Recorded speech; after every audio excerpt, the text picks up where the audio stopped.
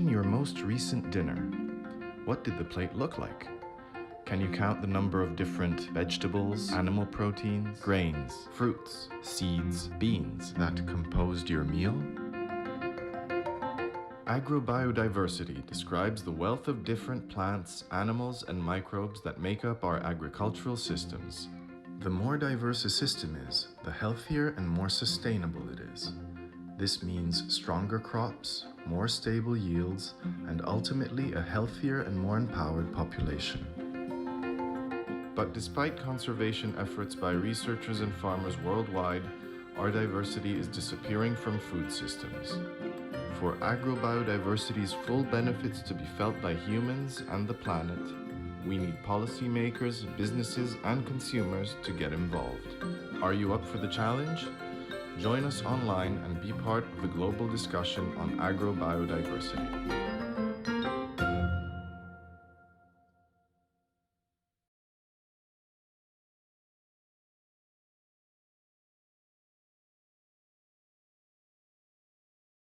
Ripe, delicious, lush, nutritious.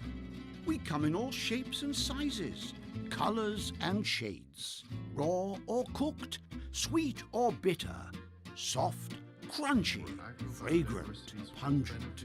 All of us unique and special, full of fiber, vitamins and minerals, history, culture and traditions. We don't just fill your plate, we fill your stories and memories.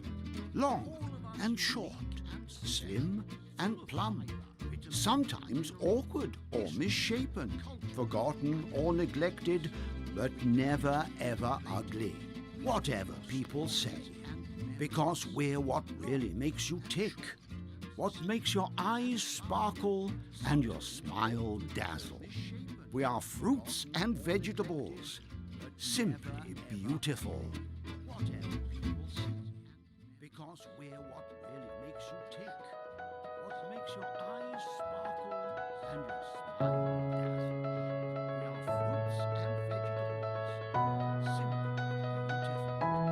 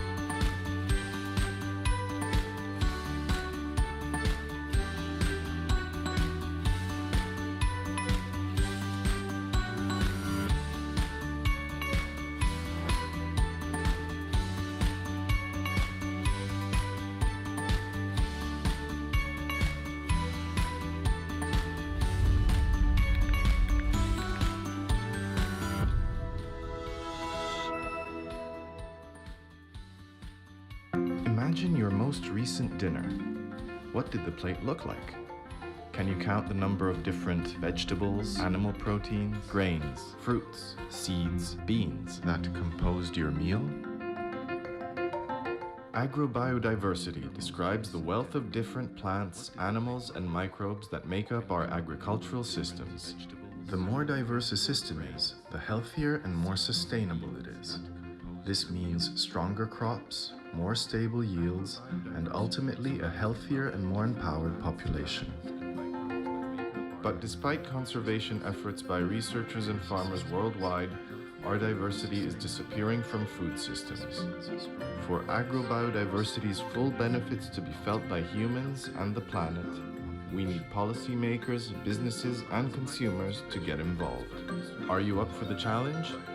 Join us online and be part of the global discussion on agrobiodiversity. Felt by humans and the planet, we need policymakers, businesses, and consumers to get involved. Are you up for the challenge? Join us online and be part of the global discussion. Ripe, delicious, lush, nutritious. We come in all shapes and sizes, colors and shades. Raw or cooked, sweet or bitter, soft, crunchy, fragrant, pungent. All of us unique and special, full of fiber, vitamins and minerals, history, culture and traditions. We don't just fill your plate, we fill your stories and memories.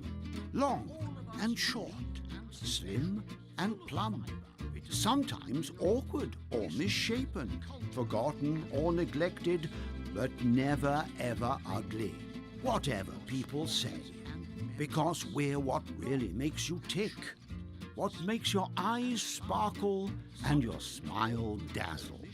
We are fruits and vegetables, simply beautiful. Whatever people say. Because we're what really makes you tick, what makes your eyes sparkle and your smile dazzle. We are fruits and vegetables, simply beautiful.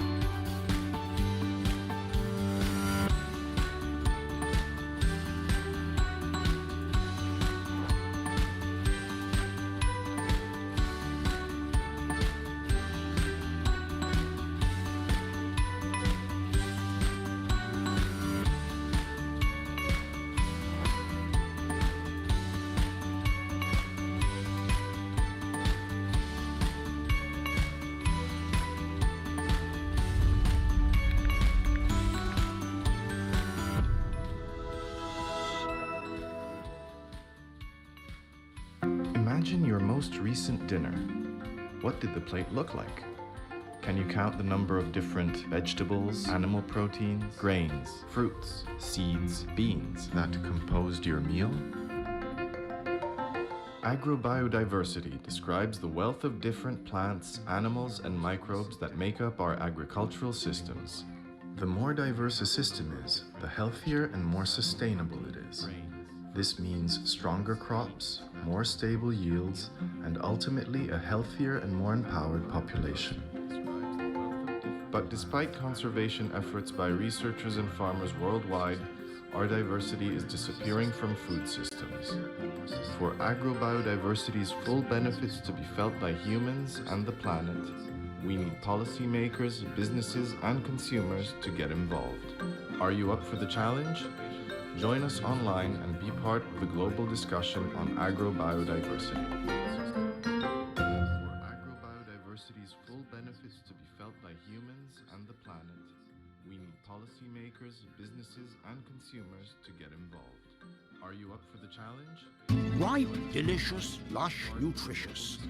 We come in all shapes and sizes, colors and shades. Raw or cooked, sweet or bitter, soft, crunchy, fragrant, pungent. All of us unique and special, full of fiber, vitamins and minerals, history, culture and traditions. We don't just fill your plate, we fill your stories and memories. Long and short, slim and plump, sometimes awkward or misshapen, forgotten or neglected, but never ever ugly, whatever people say. Because we're what really makes you tick, what makes your eyes sparkle and your smile dazzle. We are fruits and vegetables, simply beautiful. But never ever ugly, whatever people say. Because we're what really makes you tick, what makes your eyes sparkle and your smile dazzle. We are fruits and vegetables,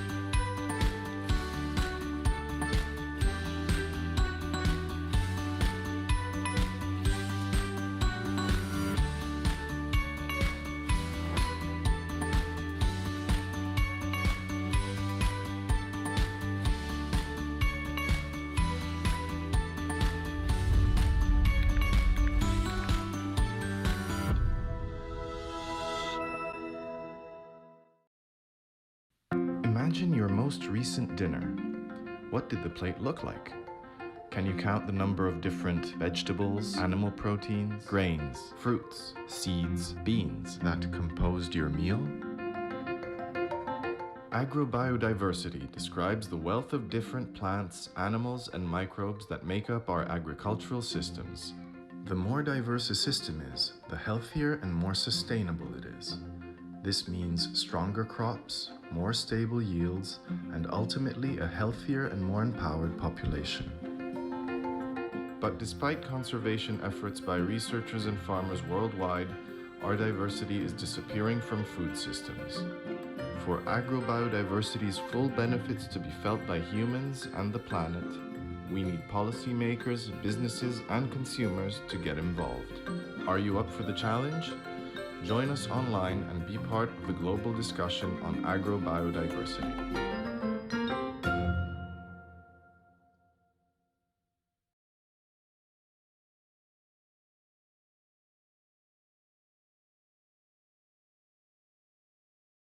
Ripe, delicious, lush, nutritious.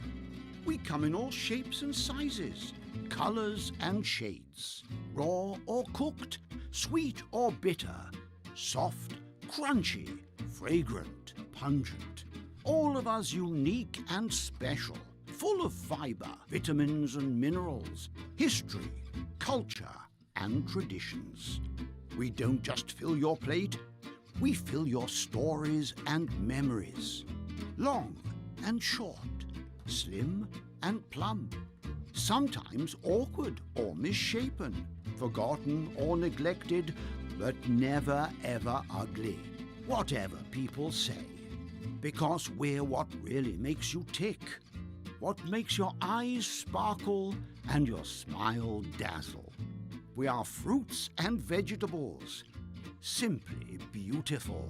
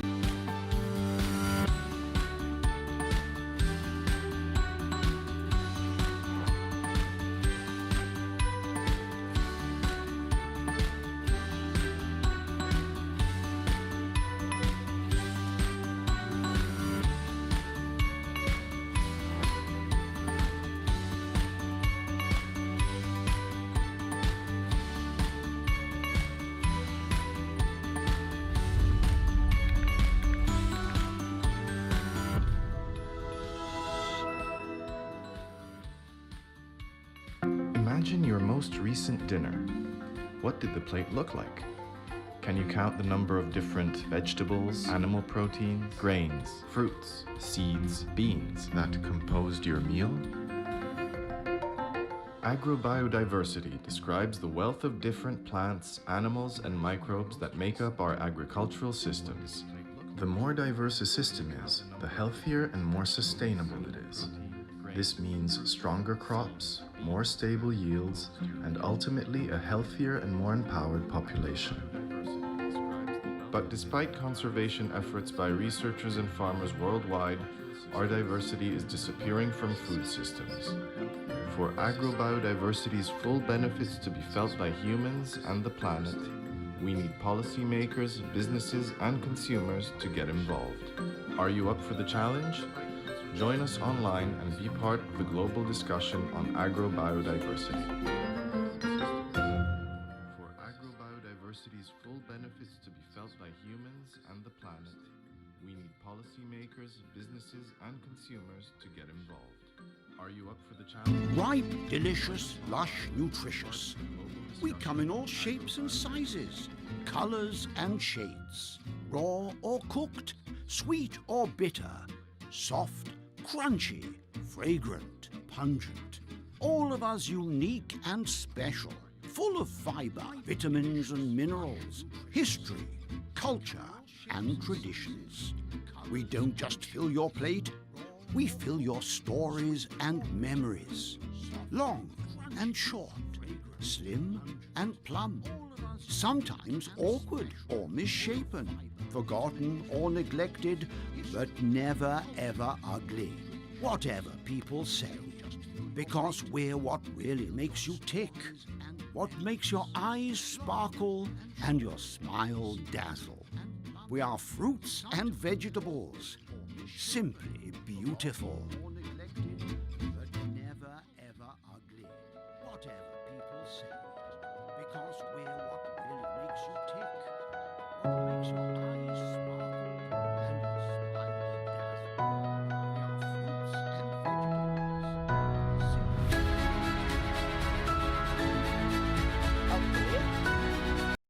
vegetables. Let's start. Dear distinguished participants, dear colleagues, good morning, good afternoon, or good evening, wherever you are.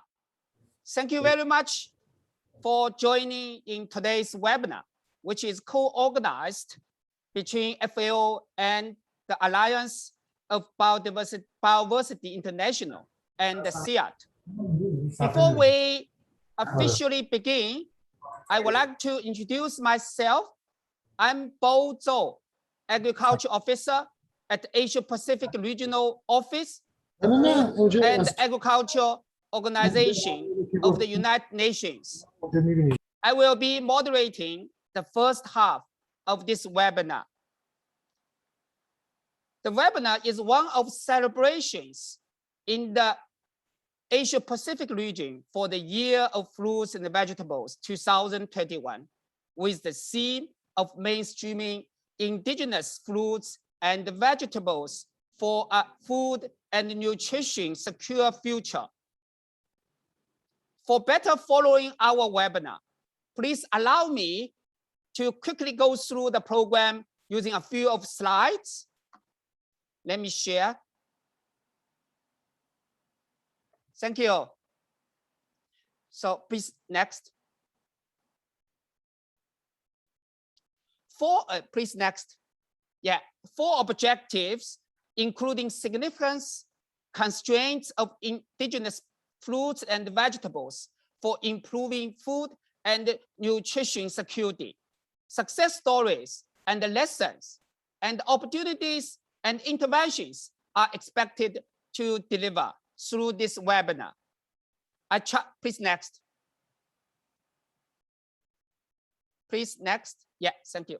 So I trust you will enjoy a blend of exciting presentations by prominent speakers with representatives of international, regional, and national entities in different sessions in the next 3 hours. Please, next. Yeah, I just would like to have some reminders to have a better flow of the webinar. So please, I would like to invite all of you to mute yourself when you are not speaking. You are also encouraged to use chat box in Zoom and the live comment section in media streams to post your questions as you wish.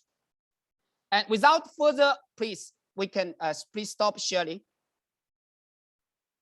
Thank you. And without further ado, let me cordially invite Mr. Takayuki Hagiwara, the Regional Program Leader of FAO Regional Office for the Asia and the Pacific, to deliver the opening remark. Mr. Taka, the floor is yours. Okay. Distinguished participants, experts, colleagues, and friends, and ladies and gentlemen, good morning, good afternoon, or good evening, wherever you are. It is my pleasure to participate in this webinar for celebrating the International Year of Fruits and Vegetables 2021, focusing on mainstreaming indigenous fruits and vegetables for food, nutrition, secure future. The International Year of Fruits and Vegetables 2021 is a unique opportunity to raise awareness on the important role of fruits and vegetables in human nutrition, food security, and health, and as well as in achieving UN Sustainable Development Goals. FAO is the lead agency and works with the different institutions, partners, collaborators, and the government to celebrate International Year of Fruits and Vegetables 2021. Hundreds of events have been organized to promote the consumption of fruits and vegetables at the global, regional, and national levels. Fruits and vegetable consumption benefit the health and the nutrition of populations. They contain many of the essential vitamins and minerals that your body cannot produce by its own, which is what makes you feel healthy and energized. They contain the health fiber, which is important to keep you full, keep digestion normal, and has been linked to the decreasing the risk and effects of several diseases. Many doctors recommend to take more fruits and vegetables. Today's webinar is one of the celebrating events at the regions for the Asian and Pacific. In 2019, Asia produced over 75% and 50% of global production of vegetable and fruits, respectively. The production and the trade of fruit and vegetable is one of the critical importance in the region. Taking the agricultural trade between the People's Republic of China and Lankan Mekong countries in 2019 as an example, the two-way trade volume of fruits and vegetables accounted for about 45% of total agriculture trade, of which fruits accounted for 31%. Improving quality and increasing the market access and facilitating trade in agri-food products can support the region's continuous economic development in a sustainable and inclusive way. Asia-Pacific region is exceptionally rich in biodiversity. The tropical forests of Southeast Asia, the reefs of the Coral Triangle, the temperate forest, and the large river basins found in the regions are among the most unique on Earth. The wide variety of crops, like wild, edible, and semi-domesticated species, would support millions of livelihood. These underutilized crops are grown in areas that are also home to more than half of the world's hungry populations. Increased consumption of traditional food like indigenous fruits and vegetables, which are grown in the local environment and typically domesticated and accessed by indigenous people, have called strong attentions for bridging the gap in the poverty and malnutrition in Asia and around the world, as well as they will maintain biodiversity. The mainstreaming of indigenous fruits and vegetables provides a great opportunity to improve diets and nutrition, boost livelihood, and pave the path of food, nutrition security in the region, and preserving biodiversity.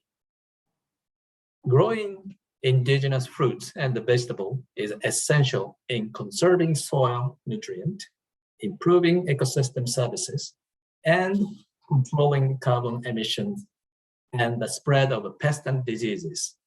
Besides environmental gains, this movement toward the greater recognition of agricultural biodiversity will also put the farmers in the driver's seat and manage the production and the consumption of indigenous fruits and vegetables.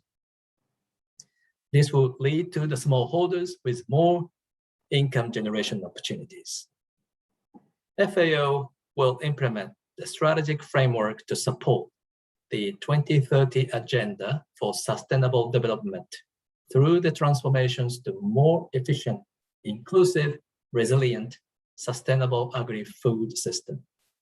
FAO has now strategic framework called 4Bs: better production, better nutrition, a better environment, and a better life. FAO is partnering with governments, international organizations, the private sectors, and civil societies to fulfill our mandate and achieve our missions. I'm glad to know that the Alliance of Biodiversity International and CIAT are collaborating with us in organizing this webinar.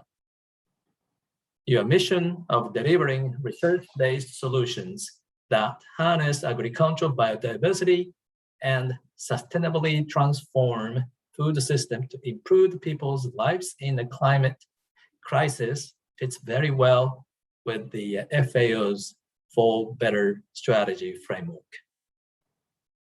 I am looking forward to having more collaboration in a wide range of programs with the Alliance and other organizations beyond this webinar.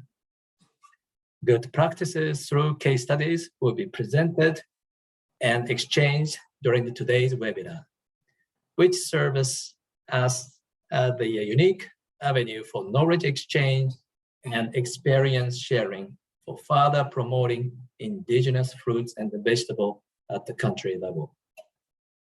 Dear colleagues, dear friends, I wish you to have a fruitful discussion and a success of this webinar. I wish keep yourself safe and healthy. Thank you. Over to you. Thank you.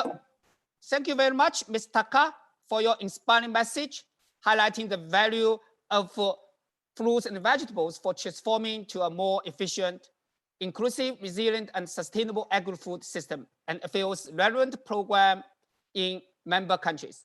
Let's invite Dr. Lucas Restrepo, the Director General of the Alliance of Bioversity International and CIAT. His recorded message will be played. Please.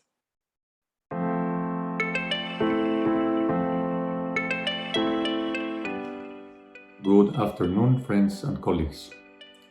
Greetings from sunny Paris, from where I am very pleased to open this event virtually. The Alliance of Bioversity International and CIAT is honored to join forces with FAO to celebrate the International Year of Fruits and Vegetables in Asia through this webinar.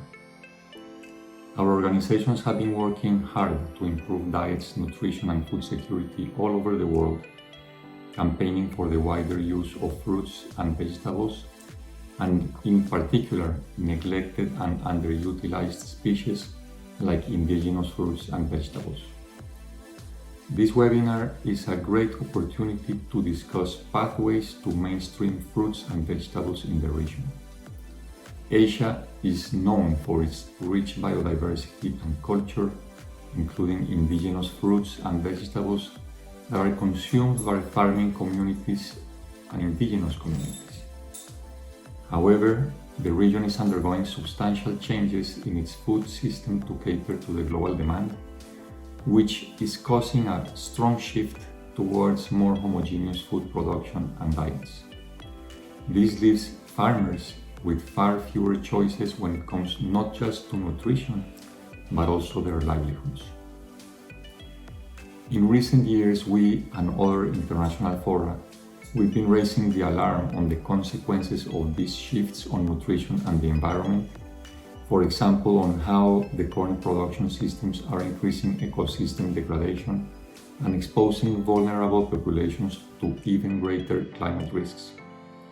And yet, we have a great opportunity to address some of these issues, an opportunity that we have not exploited adequately to date through precisely a more systematic use of indigenous fruits and vegetables. By learning from our own communities and supporting the production and consumption of indigenous fruits and vegetables, we're not only promoting nutritional quality and livelihoods, but also becoming stewards for resilience and environmental conservation. These issues are critical to the Alliance mission. We work to improve people's lives and the health of our planet in a climate crisis by pulling together our expertise in nutrition, environment, and agriculture. In Asia, we've been working with our partners to help farmers, especially indigenous peoples and women in various countries, to improve their nutrition, livelihoods, and food security. We are very glad to join you today to this important webinar to share our perspectives, lessons learned, and expertise in this webinar, to find common paths and break new ground in mainstreaming these important crops for a food and nutrition secure future. I wish you a fruitful discussion. Thank you.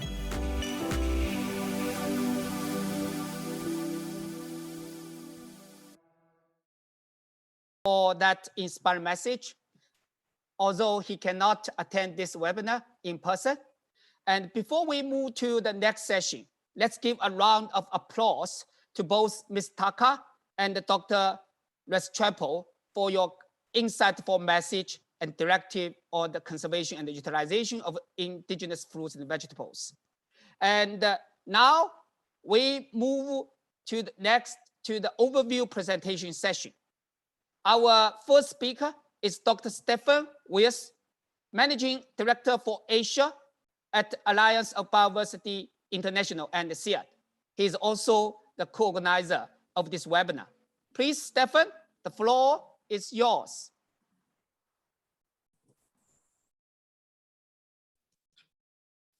Yes, good afternoon, everyone.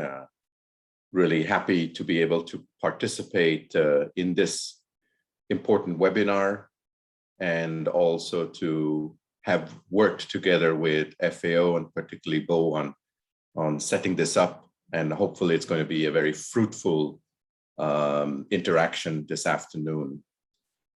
So I'd like just, capture some higher level overarching issues in my presentation to you this morning in a few minutes about related to the main topic that we are having, of course, the mainstreaming of indigenous fruits and vegetables for a food and nutrition secure future. Next, please.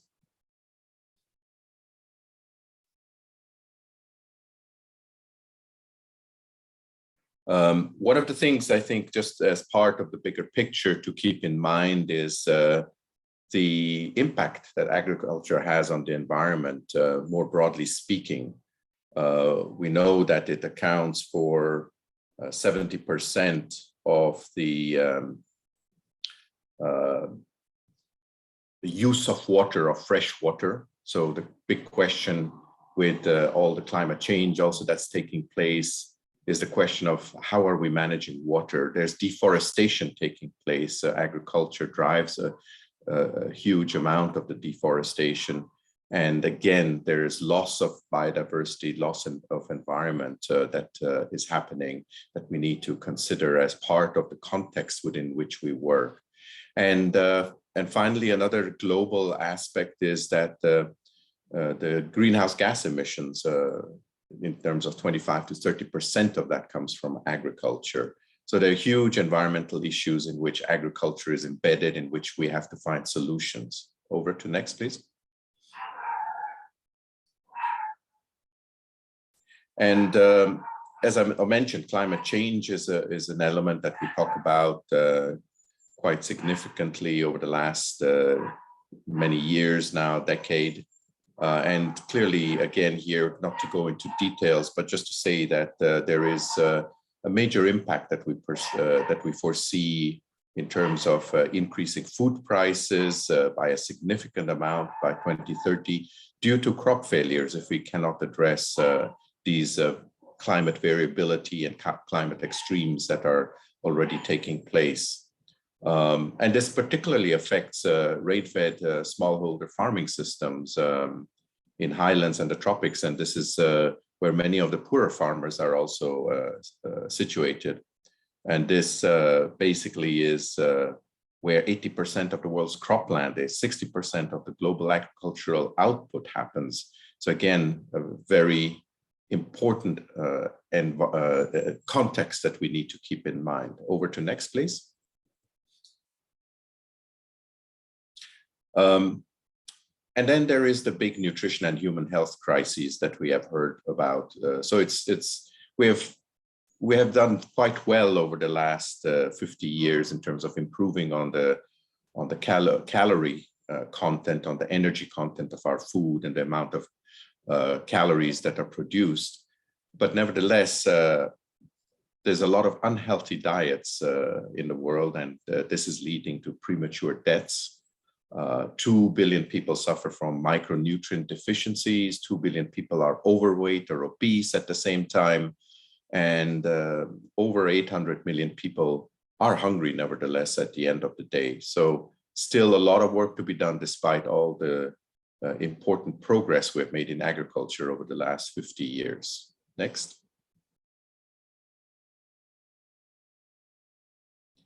And then there is the biodiversity angle, which is of particular interest to us. So of the thousands of plants and animals used for food in the past, less than 200 are currently contributing to global food supplies. So small fractions of what has been used over the centuries.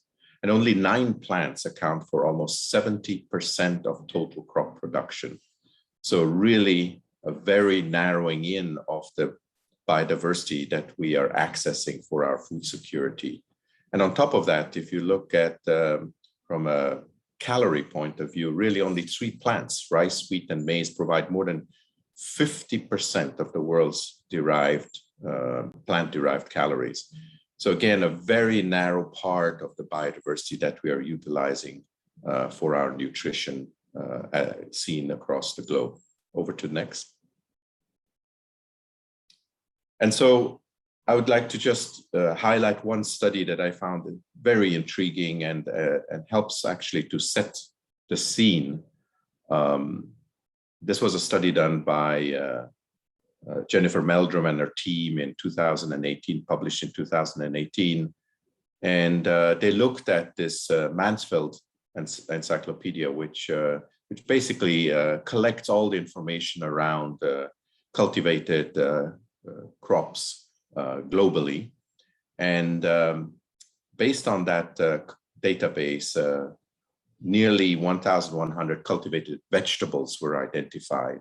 So this is focused on a study on vegetables specifically. And you can see the distribution of the different types of vegetables across subregions. So, you know, fruits, leafy vegetables, multi-use vegetables, others, and then root vegetables are the different bars that you see. And you can see that the leafy vegetables make up an important proportion in many of the regions, and Southeast Asia and in the South Asia regions as well. So if we now look at this, and here, please, could you click one more time? Great. What this group found actually was that most of these species are really not documented in production statistics like the FAO stats on production. So we don't really know how much is being produced. We don't really know how much is being consumed of these 1,100 vegetables. And particularly when you look at how much research is being done to try to mainstream these cultivated vegetables, there's very limited research on, particularly in Africa and in the Asia Pacific regions. So again, really a neglected opportunity from as we see it, and only often annual plants are conserved, and there are many other bushes and shrubs and trees that are also deemed to be edible vegetables, really only survive in the field of farmers. Over to the next slide, please. And so the important part is, where's the solution? And clearly, looking at this environment and background, important is to work at this overlap, at this juncture of agriculture, nutrition, and environment. This is not enough nowadays to just have an agricultural solution. We need to look at the nutrition side. We need to look at the environmental impact side at the same time. And biodiversity and diversification in agriculture is central to finding this solution. And so exploiting that diversity better and using that diversity better is one of the key tools that we have in our toolbox. And amongst them, clearly indigenous fruits and vegetables can play a key role in finding these solutions when it comes to nutrition, greater production, and also reducing environmental impact. So with that, I would like to thank you for your participation and hand it back to Bo. Thank you, Stefan, for your very comprehensive and informative presentation. So this time, speaking from the perspective of FAO, let us welcome Rosa Rowley, Senior Enterprise Development Officer in headquarters, Rome. So please, Rosa, the floor is yours.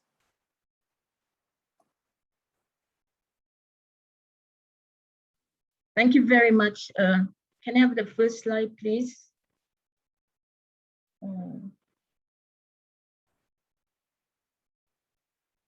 If not, I can share my screen.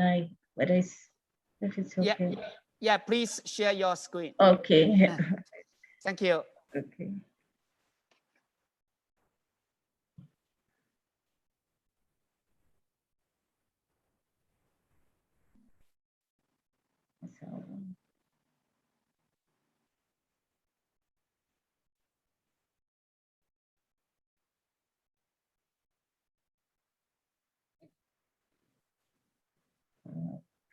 To find it. Sorry. No, I can do for you.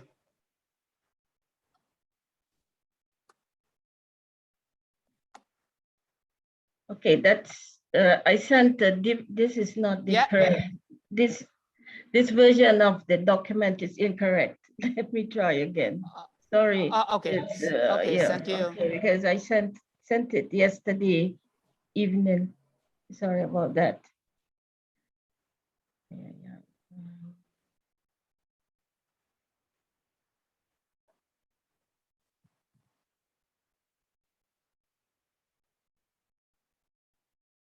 Can you see it now?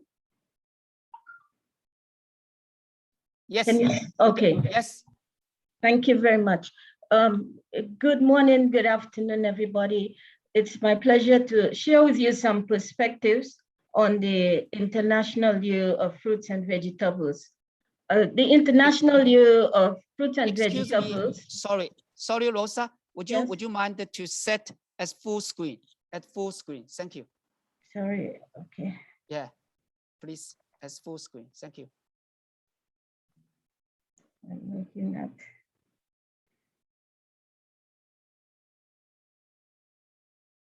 Sorry about that.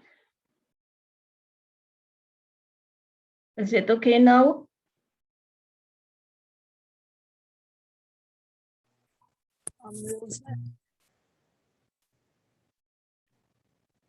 Okay, is that okay now?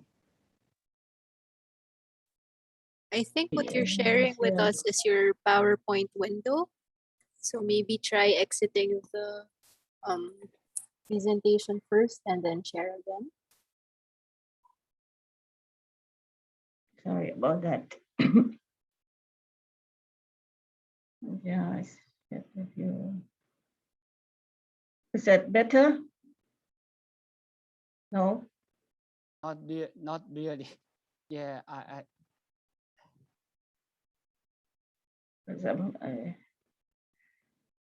sorry about that. I have a new computer and I'm having. Yeah, I think Rosa, go ahead. I think yeah, just go ahead. Okay. I think yeah. All right. Okay. So the International Year of Fruits and Vegetables was proclaimed by the United Nations General Assembly in December of 2019. And as we heard earlier today, fruits and vegetables are rich sources of vitamins, minerals, and dietary fiber. They are low in fat and also rich sources of antioxidants. And there is considerable evidence to indicate that diets that are rich in fruits and vegetables and when consumed daily can have a very important impacts in terms of reducing a number of illnesses and also helping to promote immunity. Now, on average, fruit and vegetable availability across the globe is still below the recommended intake of 400 grams per capita per day, according to the recommendations of the World Health Organization.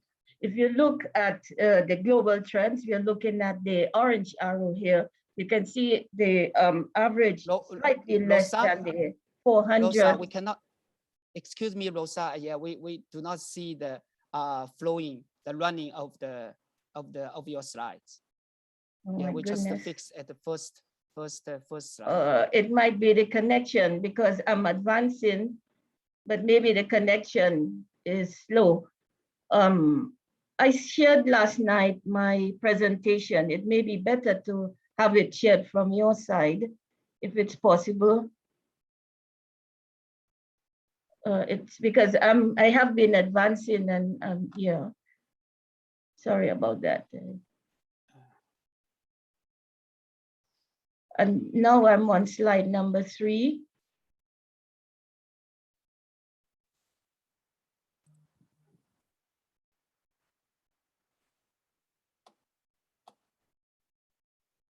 Okay, let me try and share the. So would you mind to stop sharing? Okay, I'll stop share. Yeah. Okay.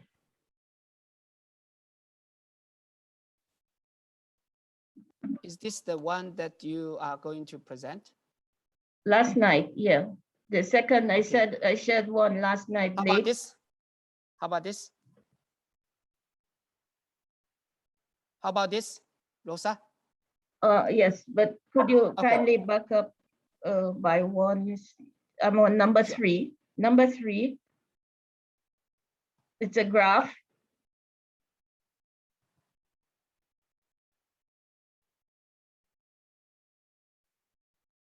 Is this one?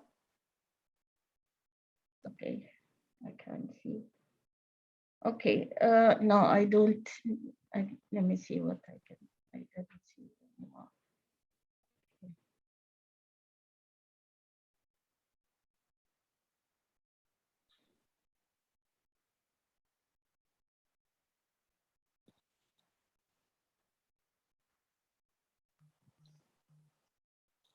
Yeah, Rosa, probably you just go ahead and I just try to catch your.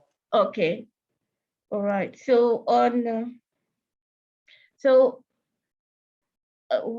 the level of production of fruits and vegetables globally is actually less than what is recommended in terms of intake by the World Health Organization. So on average at a global level, some 390 grams, 390 grams per capita per day is the level of fruit and vegetable that are available for intake, while the recommended average of the WHO is 400 grams per capita per day. What is quite interesting is that the Asian region in 2017 is the only geographic region that recorded the availability of adequate quantities of fruits and vegetables to meet the recommended level of consumption. And with that, in that context, the Asian region actually has a capacity to produce 470 grams per capita per day. But as we know, while fruits and vegetables are widely available in the region, the level of intake and consumption may not, across the region, they may still not meet the recommended intake of WHO.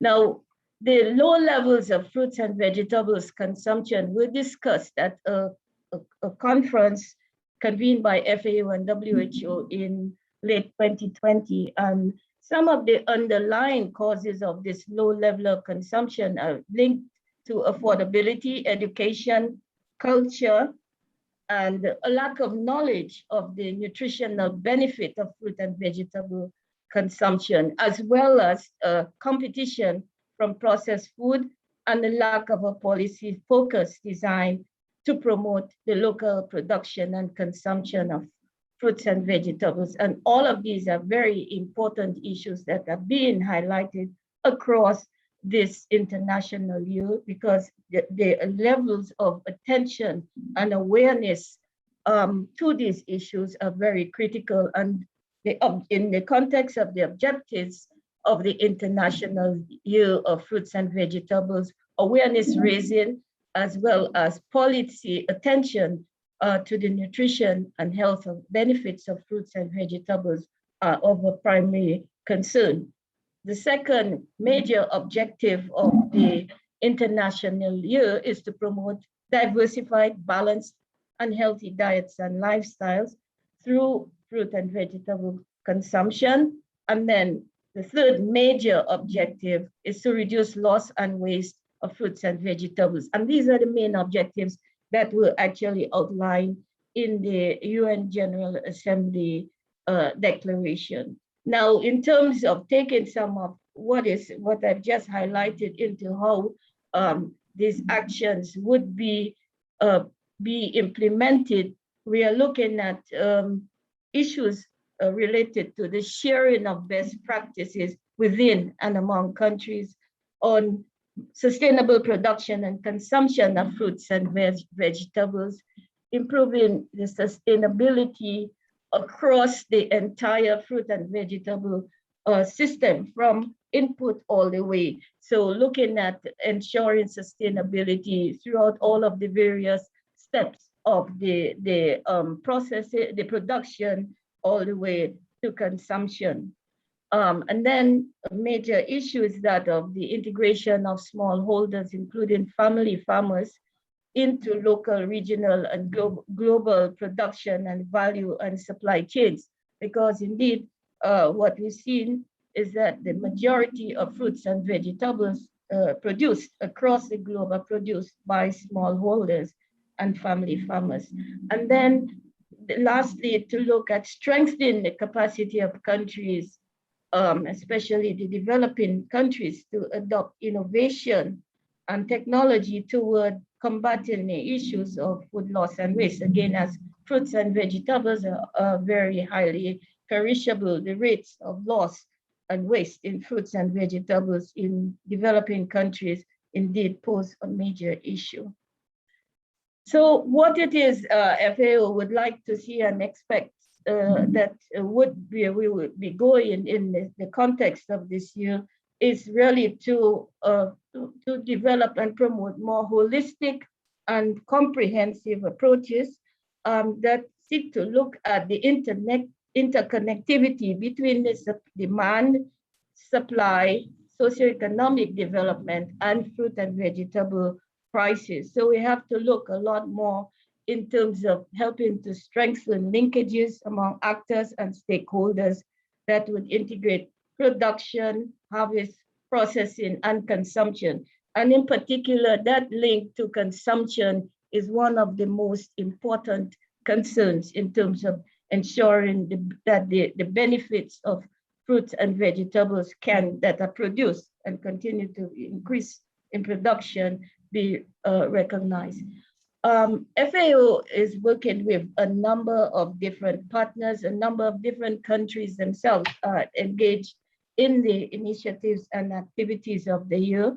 And I invite you to take a look at the dedicated website at which you can find a lot of information about how you can participate, as well as what is happening in the context of the International Year.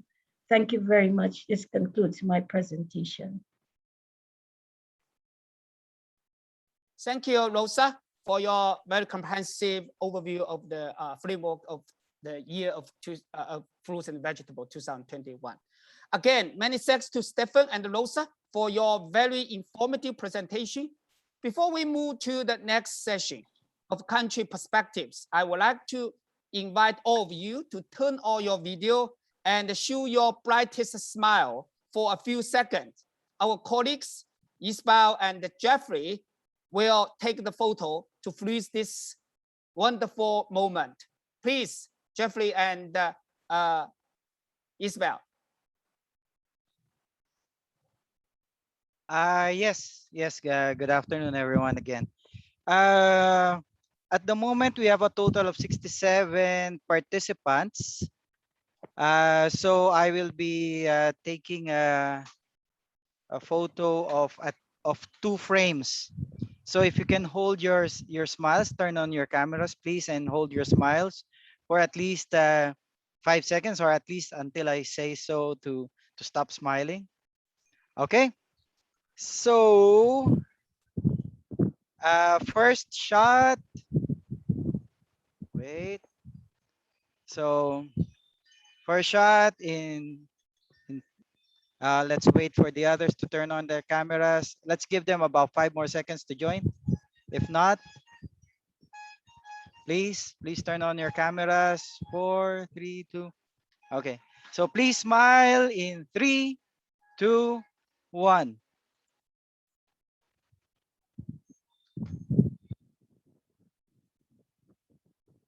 Hold that again, please.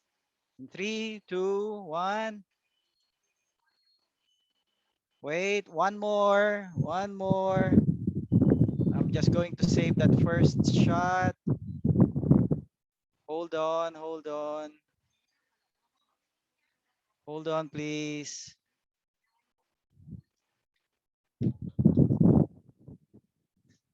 Okay, second shot.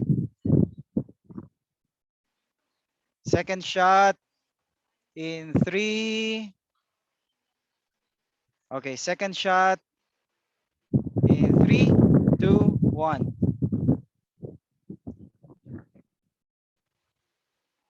Okay, perfect. Thank you very much, everyone. Thanks, Isabel and Jeffrey. And now it's time for us to hear from colleagues representing countries across Asia as they talk about their respective country perspective of mainstreaming indigenous fruits and vegetables for a food and nutrition secure future. I would like to invite our speakers to help manage your time in 5 minutes for your talk. Our first speaker is Dr. Kamarul Hassan, professor at Bangladesh Agriculture University. Dr. Hassan, the floor is yours. Okay, thank you both. Thank you very much. Can I share my screen? Yes, please. Okay.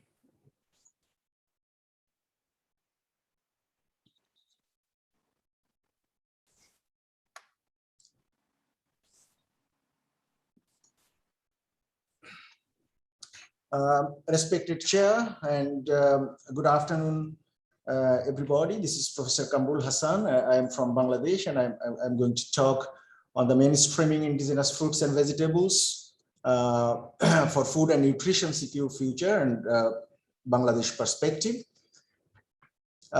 This is my country, and this is basically a tropical country, you know, Bangladesh. Our capital is Dhaka, and we have around 160 million people. In terms of agriculture, by this time, Bangladesh attained nearly self-sufficiency in food grain production. And remarkable success achieved in agriculture sector by this time. From this sort of ranking, you can see that we are now 4th in terms of rice production. We are 6th in terms of potato production, and we are also 6th in terms of tropical fruit production. This is a little bit of nutritional status at the moment. Although our nutritional status is gradually improving, but still there are some prevalence of some nutrition-related problems like stunting. Around 31% of the children aged less than 5 years are stunted, and there are some wasting, and also there are some prevalences of anemia. And this is another information I would like to share. As Rosa mentioned, that we actually require on an average 400 gram fruits and vegetables per day. This is a minimum requirement, but our present consumption is like 212 gram. And in terms of fruit, you can see from this graph that we need this 100 gram minimum fruit, but our consumption is like half of them. And similarly, vegetable consumption is also not as per the recommended consumption. On the other hand, our rice consumption is very high as compared to the requirement. So this is a overall scenario that the consumption of food in Bangladesh. Now I'm going to talk something about the achievement that in terms of tropical food production. As we all know that the Asia is the major supplier of tropical food production. And the Bangladesh stands 6th in terms of tropical fruit production in global perspective, and this is a great success. We can say that that's our tropical fruit production is increasing day by day. And this is another important information I'd like to share, that trend in fruit production. You can see that total fruit production has increased substantially during the period from 1990 to 2019. And these are the major tropical fruits we are producing, like the top ranking fruits like mango, jackfruit, banana, green coconut, guava, pineapple, watermelon, papaya, berry, and lychee. Those are the major commercial fruits growing in this country. And in terms of global ranking, mango, in our Asian countries, especially in Bangladesh and India, we call that mango is king of all fruits. We have got a number of different delicious fruit mango varieties in Bangladesh. And you can see that the mango production is also increasing very, very substantially over the period of time. And we are again, we have got a position globally that we are 10th in terms of production in the world. And another success I would like to share, that potato, it's an important tuber crop, and we have got a number of high-yielding varieties, and also we have got a number of indigenous potato varieties in this country. And again, the area and production has increased significantly over the period of time, and we are again, Bangladesh ranked the 6th in terms of global potato production in the world. Now, fresh vegetables, and as a tropical country, we have got two different seasons, like summer vegetables and winter vegetables. And again, in terms of total vegetable production and acreage, it increased significantly during the period I just included here. And these are some very delicious vegetables in our country, and these are the top ranking summer vegetables, like green papaya, eggplant, plantain, pumpkin, wax gourd, amaranth, cucumber, and so on. And these are the winter vegetables like tomato, eggplant, cabbage, radish, cauliflower, and so on. Now, today's theme is actually indigenous or underutilized or minor fruits and vegetables in Bangladesh. And again, wide range of indigenous fruits and vegetables are grown with very less care and management in this country. And they're mostly grown in homesteads, fallow lands, forests, roadsides, and railway lines and hills. And however, the area and production, as mentioned by some of our speakers, that production is dominated by some very few commercial varieties of major fruits and vegetables. And promoting indigenous or underutilized species may play a vital role on reducing sole dependency on commercially grown major species. And these are very, this is Burmese grapes, And this has been a success in this country, and its area and production is increasing day by day. And a very recently published paper, we have got around 255 species of minor edible fruit yielding plants. And among them, 48 species are cultivated for fruits, 35 species are both cultivated and also they remain wild, and 53 exotic species included in this country. And these two, especially dragon fruit, it's a fruit of Thailand, Indonesia, and those ASEAN countries, but this has been introduced recently, and its production area and production is increasing very rapidly, and so as strawberry. And these are the top 10 minor fruit yielding botanical families. Euphorbiaceae has got 20 underutilized fruits, followed by Myrtaceae, Moraceae, and so on. And what are the importance of minor fruits and vegetables, as mentioned by some of our speakers this morning? And they are very important genetic resources. This is very important. They have got roles in terms of food, nutrition, and medicines. They are sources of carbohydrates and other nutrients. They are adapted, well adapted in a local environment, and they are resilient to biotic and abiotic stresses. And they can have a role to increase farm income. And many of the underutilized species existed today may play a promising role in future agricultural development. And these all are our, indigenous fruit species in Bangladesh. And what achievements we have done? We have got one important institution we call Bangladesh Agricultural Research Institute, and they have collected and conserved appreciable number of germplasm, and also they develop a number of high-yielding varieties. Similar to that of that, Bangladesh Agricultural University Germplasm Center, this is the second biggest germplasm fruit tree repository in the world, and that is located in my campus. And they have collected and conserved appreciable number of germplasm and developed varieties as well. And this is just, I'm not going for detail, just to show you that what we have done by this time, 62 varieties of indigenous fruit, just I showed the fruit species they have developed, and mostly by BARI, Bangladesh Agricultural Research Institute, and also a number of varieties has been developed by Bangladesh Agricultural University. Apart from that, there are some other universities, they have developed some varieties as well. And another important achievement, where very recently, the government of Bangladesh has taken a 5-year project entitled Cashew Nut Coffee Research and Development and Expansion, and they want to increase acreage threefold by 2025. It's a very big project, and it's going on to bring the hill areas under cultivation of underutilized fruits.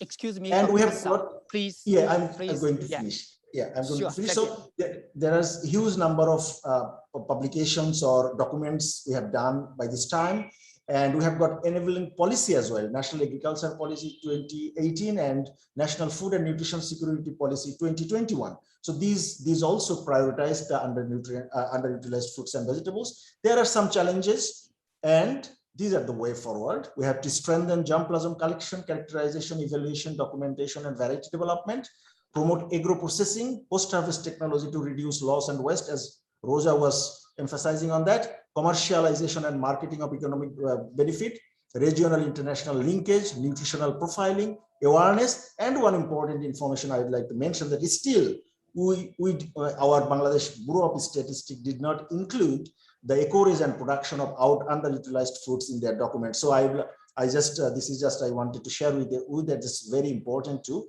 document their acreage and production. So acknowledgements, FAO, BED, FAO, RAB, BAU, BARI, DA, and BUGPC. And thank you very much for your patience here.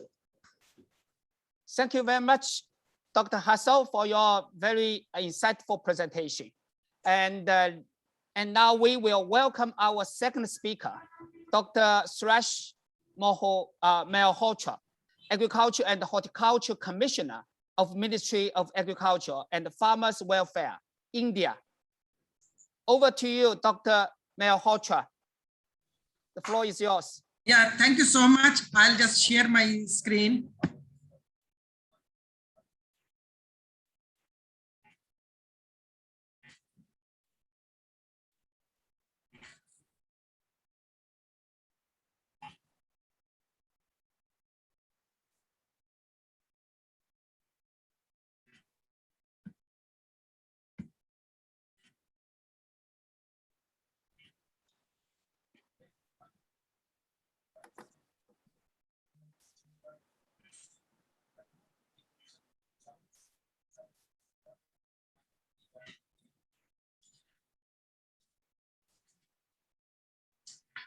Good afternoon to all.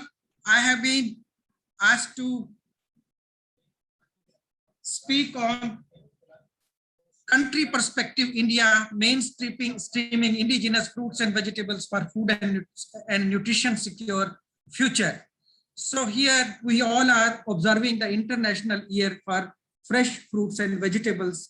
I remember I personally witnessed this event when FAO Committee on Agriculture endorsed the proposal. Simultaneously, two proposals were endorsed. One was fruits and vegetables, and other was for millets from India side. So here I would like to mention that India has made rapid progress since after independence. Our production for horticulture has increased to 329 million ton, which is 13 times more than our independence status. We were having 25 million ton. So now country wants to ensure food and nutritional security for health purpose. Out of 329 million ton, 297 million tons of fruits and vegetables. So 90% of the production is fruits and vegetables. And the government of India has implemented Mission for Integrated Development of Horticulture. This is the result of those new schemes and mission-oriented approach. So apart from production, India is also exporting and has earned about 2,921 million US dollar fruits and vegetables that has been exported. Even during the pandemic period, the demand has increased. And during pandemic period, our export has increased to 900 million US dollar in comparison to the last year. So here, this is the part which I have discussed. That second, we are having locally produced many fruits which are having high nutritional value. So many of the fruits, they are having their primary and secondary center of origin, India, which has been considered for this purpose. Another is we have several long range of vegetable crops such as aubergine, then okra, and then golds and some other cucurbitaceous crops. They are grown at in a larger area. So these are the crops which are cultivated and locally produced in the area. Nutritional profiling has been done. We have identified the different areas where a kind of special attributes are appearing and health benefits are now being taken care of.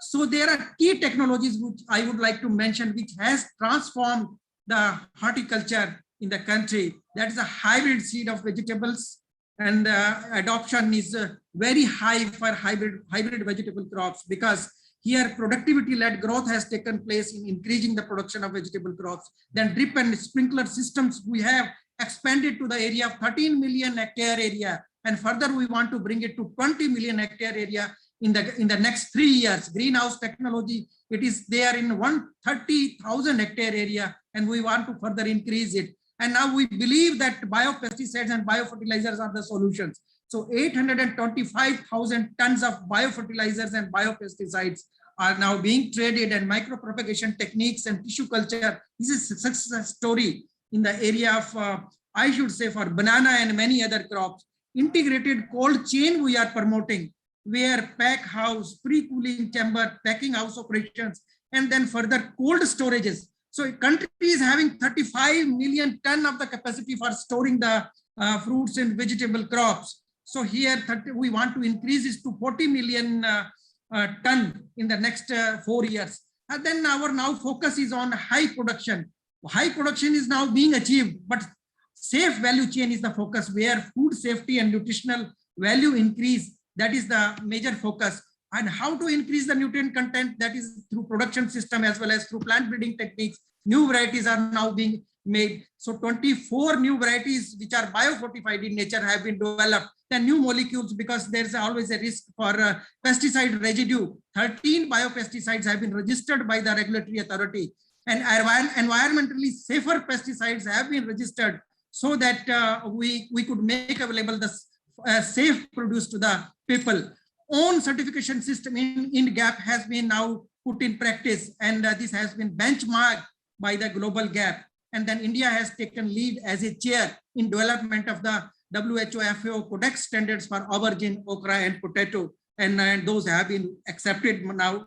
And horticulture cluster development program is now recently been launched by the by our Honorable Agriculture Minister. So we have identified the 12 clusters. We believe that this cluster approach will definitely help us increasing the productivity and taking forward the good agriculture practices, infrastructure development, and further private sector investment will also increase. So here I would like to mention few of the perspectives to look upon. The first perspective which I have mentioned here, that relates to that how we can expand the harvesting window, mainstreaming the fruits and vegetables even during off season. So we want to increase the availability. So for that purpose, our research is already on progress, and we have succeeded in identification of few varieties so that we can increase the availability of the fruits. Then second part relates to development of nutrient dense biofortified varieties, which I have mentioned that about 24 varieties we have, which are high in nutritional content.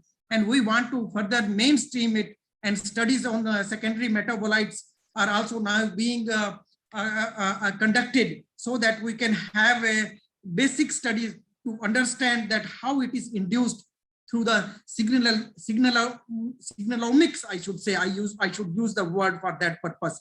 And then utilizing the waste of large fruit drop.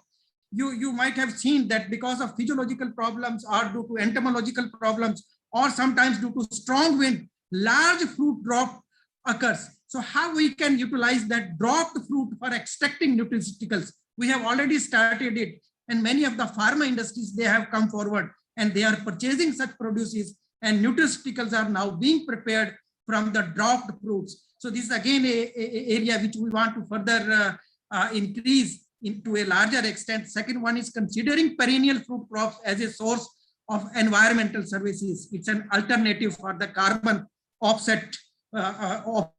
It's now being considered so that we can have utilize these crops, because their role has never been recognized. They sink the carbon forever. So such kind of dual benefit that they will produce fruit crops for us, and apart from it, it will provide environmental services to us. Then production epicentric based digitalized mapping we have done now. So we want to introduce crops in the non-conventional areas. So here our crop suitability and our crop similarity index is going to help us. And this GI-based technology we have utilized, and digital mapping has played a greater role. And in the coming days, it will really help us. Then we want to utilize, and we are utilizing microbial power for rhizobial manipulation as a resilience against ongoing nutrient mining, as well as biocontrol for the pests. And here India is the first country where we have bioregulatory system for biostimulants. We are the first in the world where biostimulants are now being traded. Thank you so much. And India proposal accepted in United Nations General Assembly, and International Year for Millets 2023 will be celebrated. Just for information of the House, I have placed this slide. Thank you so much to the FAO for giving me a chance to share my views related to my country perspective, India. Thank you so much. Thank you very much, Dr. Malhotra, for your inspiring and comprehensive presentation. Let's move on. Our third speaker is Dr. Bayasuka Nu from Mongolia. He is the director of Mongolia Institute of Plant and Agriculture Sciences. Welcome, Dr. Nu. The floor is yours. Hello, good morning and good afternoon. Can you hear me? Yes. Yes. Okay. Good morning and good afternoon, everyone. My name is Bioversity from Mongolia. Let me share my slides.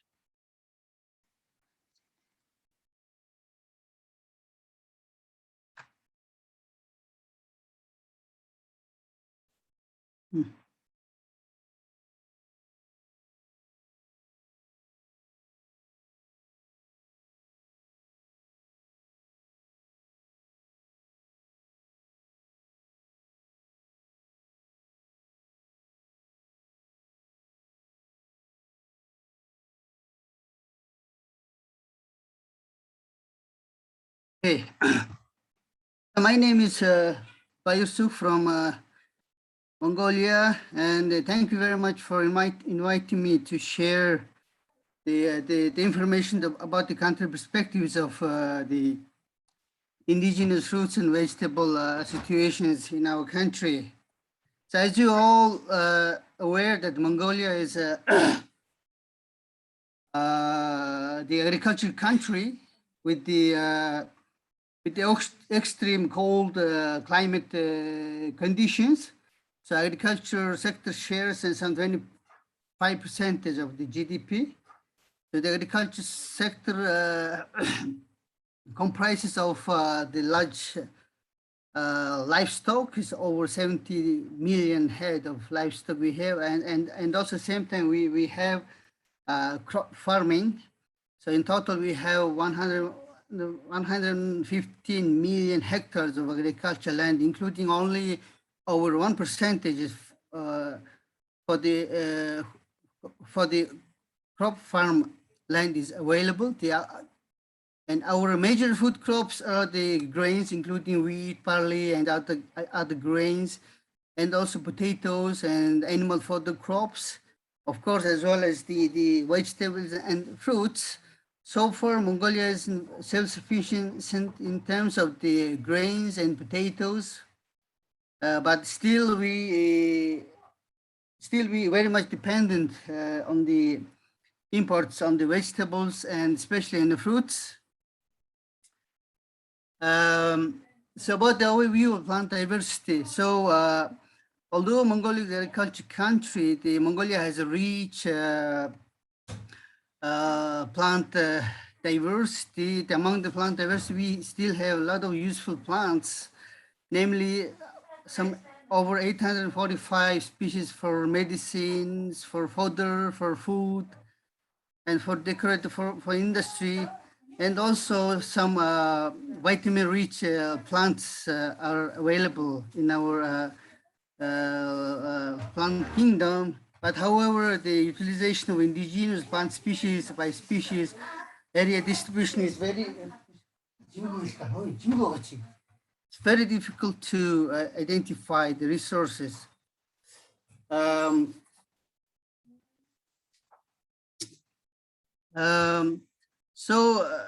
So this webinar is about the indigenous fruits and berry species situation in the region.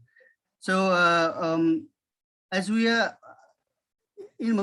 this time, I would like to get an example of some of the indigenous fruit and berry species in Mongolia. So in Mongolia, we have over 60 fruit and berry species exist. But however, only 45% of animal demand for fresh fruit products supplied and annually, among which only 25 is provided by the local production. So among them, the most widely distributed and utilized indigenous berry is sea buckthorn. As you might, some of you already know about this fruit species, Hippophae rhamnoides and mongolica. Why I'm taking this example is sea buckthorn is berry species were extremely adapted to Mongolian soil and climate condition. So it has distributed along the big river sides of Mongolia. It covers more than 13,000 hectares, but some 30 years back, it has been distributed over 30,000 hectares, but it has been, the distributed area has been declined 50%. And also our study revealed that some 43 different forms are available in Mongolia of this natural sea buckthorn. So this berry species is very widely used in among in Mongolia, and it's very rich with vitamin C, B1, B2, B9, A, K, and FB and P vitamin and oils. And the Mongolian natural wild sea buckthorn contains very medium sugar and low oil and high vitamin C content. And in this regard, this berry species is used very widely for the food, beverage, as well as for the medicinal purposes. And enormous activities are taken to expand the cultivation sea buckthorn species. By 2019, over 5,000 hectares been covered by the sea buckthorn throughout the country. And in this regard, our institute is doing a lot of breeding work to improve the fruit species, especially the developing high yielding, high quality Cibactern the varieties using the natural Cibactern species. So further perspective is in Mongolia needs to conduct some more research on the ethnobotanical research on national food plants in Mongolia and the related traditional knowledge, and identify the distribution and resources of the natural food plants and determine degree of threat, and to create a living collection of natural fruits and food plants growing in the country, to conduct farmers participatory research on improving the cultivation technology and producing new cultivars of indigenous food and plant species. And also efforts are needed to raising awareness among different stakeholders, including government decision makers, officers, researchers, and education and specialists and users about the significance of the safe conservation and sustainable utilization of the indigenous food plants in the country. So thank you very much. Thank you, Dr. Nu, for your very comprehensive country perspective. And let's move on to Pakistan. And here to present that country's perspective is Dr. Mohammad Azim Hai, Chairman of Pakistan Agriculture Research Council. The floor is yours, Dr. Hai.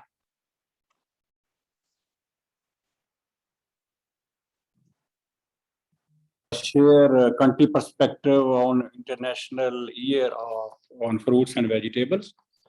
I don't have formal presentation, but I will like to share some facts that from other countries, my colleagues, they just shared. Pakistan is the 5th largest populous country in the world. Our population is roughly around 215 million peoples.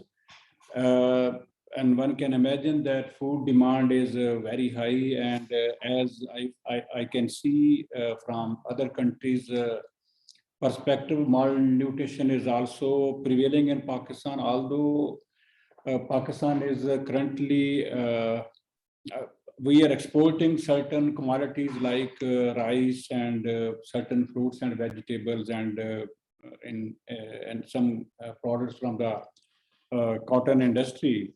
But certain commodities, specifically oil seeds, edible oils, and tea, and then these commodities we are massively importing. And due to climate change, even last year we imported wheat as well. Usually we were, from last 2 decades, we were self-sufficient in wheat. In horticulture and food diversity in Pakistan is relatively low, as I can see both in Bangladesh and India. Almost as compared to the developed world, food, consumption of fruits and vegetables is almost half. Roughly about 57 or 60 kg per capita per annum, which is quite low as compared to developed countries. So we are producing more than 35 fruits on 747,000 hectares. And in terms of tonnage, roughly about 669, almost 7,000 tons of fruits we are producing, and similarly 8,000 tons of vegetable in the country we are producing.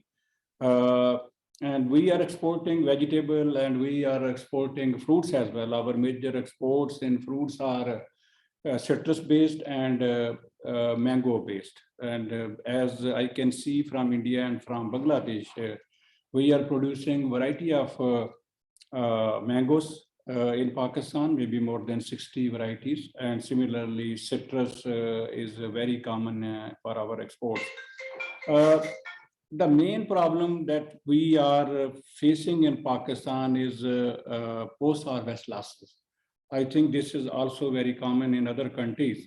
So our fruit and vegetable losses are more than 30%. it varies for different fruits and vegetable, and this can be converted into an opportunity if we really enter into a regime of preservation, post-harvest handling, processing. Even these wastages can be translated into high-value products in terms of pulps, in terms of dehydrated products, or many other forms of value-added product. The opportunity is there, and astonishingly, we were analyzing recently that whether because there is a lot of focus in our policies to switch over from only cereal production to high-value crops production, and we just were analyzing just trends from during last 15 years. That what happened to this. What happened to high-value horticulture crop production during last 2 decades, and we found that almost production as well as area allocation to these fruits is stagnant. And like other countries, there is a huge potential where we can enter into a regime where we can have germplasm units, where DNA-based nurseries, and then also no technologies are available in all over the world, where there is a rapid propagation of two-type horticulture plants. That is what is required, because our nursery systems are very old, and and production is very low. And even if we really want to promote high-value fruit production, it will be very difficult unless we have a culture of clean and two-type DNA-based two-type nursery. Only then we can produce at international standards, and then it will be possible to add value and even enter into an export regime. Similarly, in vegetables, we are heavily depending upon imported seeds. Previously, we were importing from India vegetable seeds, and then also from a certain hybrid seed from Europe, like Netherlands and Spain. So in hybrid seed production, that is another area where Pakistan has to excel if really we want to have higher production. Otherwise, productivity is very low. Similarly, consumption is low, and farm level profitability is low. In terms of indigenous fruits and vegetables, Pakistan is a highly diversified country. This I can see. I was just observing Sibaktan. So in northern areas, particularly in Gilgit-Baltistan, there is a lot of production of Sibaktan, and my own organization promoted the processing of these Sibaktan as a healthy high-value product. Pakistan also produces more than 80 herbs, indigenous herbs, more than 80. There is a huge potential, and these are also very high-value herbs for their preservation and launching maybe herbal tea. Under this COVID scenario, for the immune system, the importance of these herbs has already been well recognized. So there is a huge potential there where we can support this indigenous kind of fruits and vegetables. And also Pakistan is also very famous, particularly our hilly areas, where we are producing without use of any chemical. There are many fruits like walnut, pomegranate, peach, apricots. There are many fruits that we are producing organically. Similarly, other crops are in other regions as well. So there is a potentiality to really have a certification and branding regime where we can exchange with the world these commodities as a nutritious and organically produced, naturally organically produced products for our own consumer as well as for international consumer. I think there is a huge potential. I appreciate this forum and appreciate FAO for organizing this event, providing an opportunity to look around that what are the countries in the region who really progressed in high-value fruits and horticulture, and what technology they are using. And if this forum will be established on some institutionalized, and then some mechanism will be developed where these technologies, new knowledge, innovations, fruits. We also in Pakistan introduced many fruits. I think more than 230 fruits from Europe as well from Asia. We imported and successfully introduced in Pakistan. Recently, we introduced kiwi, avocado, and these kind of fruits. We are also planning to maybe import more than 20 more fruits we already identified. So I think these are the very effective forums. If we develop some kind of exchange mechanism, material, germplasm exchange mechanism, and technology sharing, propagation,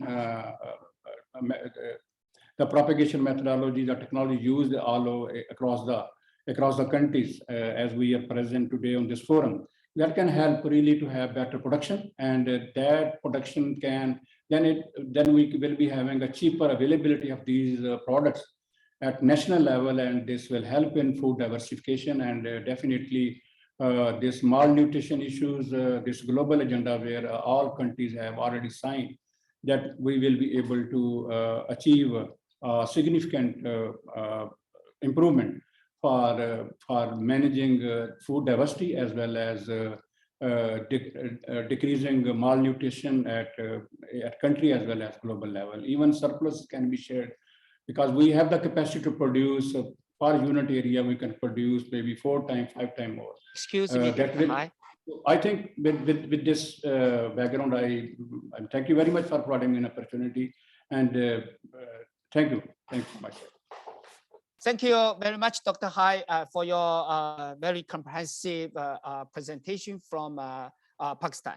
So let's move on. And finally, but definitely not the least, we'll be hearing from Mr. Chaprukasa Tanya Kasat, subject matter specialist of the Department of Agriculture Extension, Ministry of Agriculture and Cooperatives from Thailand. Mr. Tanya Kasat, the floor is yours. Thank you very much. Can you hear me? Yes, we can hear you. Okay. May I share my screen? Please. Thank you.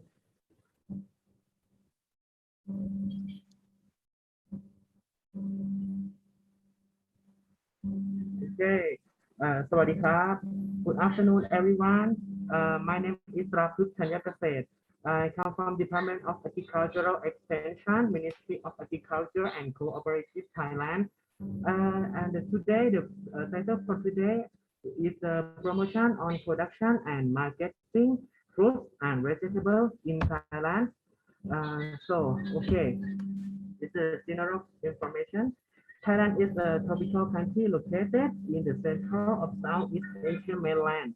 A total of area of 513 square kilometers of the country's total land area of 51 million hectares. The geography of Thailand is divided into 5 regions, including North, Northeast, Central, East, and South regions. In 2020, Thailand's population is estimated as 66.2 million. So about 27 million people involved in agriculture. For the problem in agriculture, we focus on 4 points. 1, the small-scale farmers. 2, practicing traditional ways. 3, high production costs but low productivity and efficiency. And 4, lack of marketing knowledge and management. So this is the fruit and vegetable situation in Thailand. For the fruit, we have the production area for 108,000 hectares, production on 5 to 6 million tons. And this is the top 5 of major fruits. Number 1 is longan, durian, mango, mangosteen, and banana. So for the vegetables, we have the production area estimate as 206 and 7,000 hectares, production on 2 to 2.5 million tons. So for the top 5 of major vegetables is the chili, chaom, sweet corn, brinjal, and baby corn. So the cluster farm policy in the past, Thai vegetable farmers work separately in their own farm without planning and sold their produce to middlemen. They were unable to set the price and sometimes they had to encounter problems on loss of income. Later, the government, though the Department of Agricultural Extension, we call DOAE, Ministry of Agriculture and Cooperative, has established the collective action called Cluster Farm, which encourages farmers to produce and sell their products as a group. It also aims to help farmers reduce their production costs, increase productivity, develop quality of their produce and management under the strategy of market-led production. Based on the strategy of market-led production, DOAE negotiated with modern trade, Tesco Lotus, to speak for the potential farmer group which can produce the vegetables to meet the requirement of Tesco Lotus. So, and then is the 4 cluster farms by the north, northeast, central, and south from the collective management of farmers and together with the sales contact with Tesco Lotus. For the implementation, the DOAE defined the cluster farm as agricultural promotion system for 5 points. 1, to support the farmers to form groups. 2, to reduce the farmers' cost of production and increasing the yield per unit. 3, to develop farmers to be skilled field managers who can manage production along the supply chain. 4, transfer technology just like GAP, GMB, and IPM to farmers. And 5, coordinate private sector to purchase products direct to farmers group as contact farming system. So this is the distribution system for agricultural production.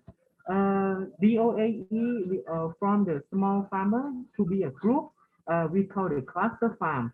So and then the product, some of products go to the middleman, some of product is the local market, and some to the online market. So the some of product is with the modern trade, with Tesco Lotus, must be past the certification of safety standard before to the consumer. Okay, for the result, in order to succeed in modern trade, farmers have to adapt themselves by creating production and marketing-oriented plans, as well as applying post-harvest technologies and upgrading the product packing station to enhance the quality of products and achieve the standard of good agricultural production. For the result, we were that our focus farm had higher productivity of vegetable about 75 to 30%, and the selling price significantly increases by 8 baht per kilogram, as well as 30 to 35 higher average income was evident after changing the selling from traditional trade to modern trade. Thank you. ขอบคุณครับ Thank you very much, Mr. Tayakasat, for your very illuminating talk. And before we proceed to the next stage of program, I would like to invite all our participants to give a big round of applause to all 5 distinguished speakers for their excellent talk, which give us very comprehensive understanding of the country perspective across Asia. And due to the time tightness, and I really would like to move to the to next session. And please, Stefan, I would like to give floor back to you. Stefan, please. Yeah, thank you very much, Bo, and thanks to all these interesting speeches and presentations by the countries, particularly also the last one flows very nicely into our next session, which is about case studies and what we have learned. And I'm, by the way, I'm Stefan Weise. I'm the regional manager of Asia of the Alliance of Bioversity, and CIAT, and Bo and I have been working together to develop this program. So thank you again to all participants. We are now in the case study presentation section. We basically are half an hour behind schedule. As usual, these things happen in these type of webinars, as we know. So let me ask our distinguished speakers with their experts that we have that please do try to keep to a maximum of 10 minutes in your presentations. I will alert you sort of a minute before, and so let's just go right into it. And I think first of all we have Teresa Borelli. She's going to talk about global insights on biodiversity for food and nutrition. She is a scientist at the Alliance of Bioversity International and CIAT. So immediately over to you, Teresa. Thanks. Thank you, Stefan. Can you hear me? Yep, all clear. Great. I'll try and share my screen. Hold on a second.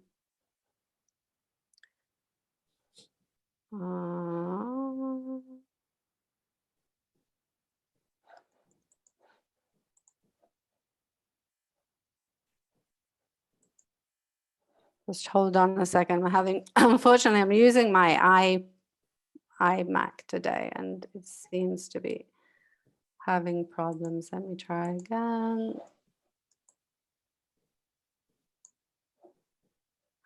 I think I may have to leave and go back in again. Will you hold on 2 seconds? Should we ask Prem if Prem is ready? Yes, do that, please. Prem, do you hear us? Yes. Okay, so let me introduce you quickly. Sorry about that. I'm leaving now. Okay, so Teresa was going to give us a global oversight of some of lessons on specific areas of interventions. We asked Prem to specifically help us with some regional insights across multiple countries of some work that he was involved with in the past, but he wears many hats. And Prem Mathur is also presently a senior technical advisor to UNDP and. So please, Prem, over to you. Thank you, Stefan. Can I share my screen quickly? Please.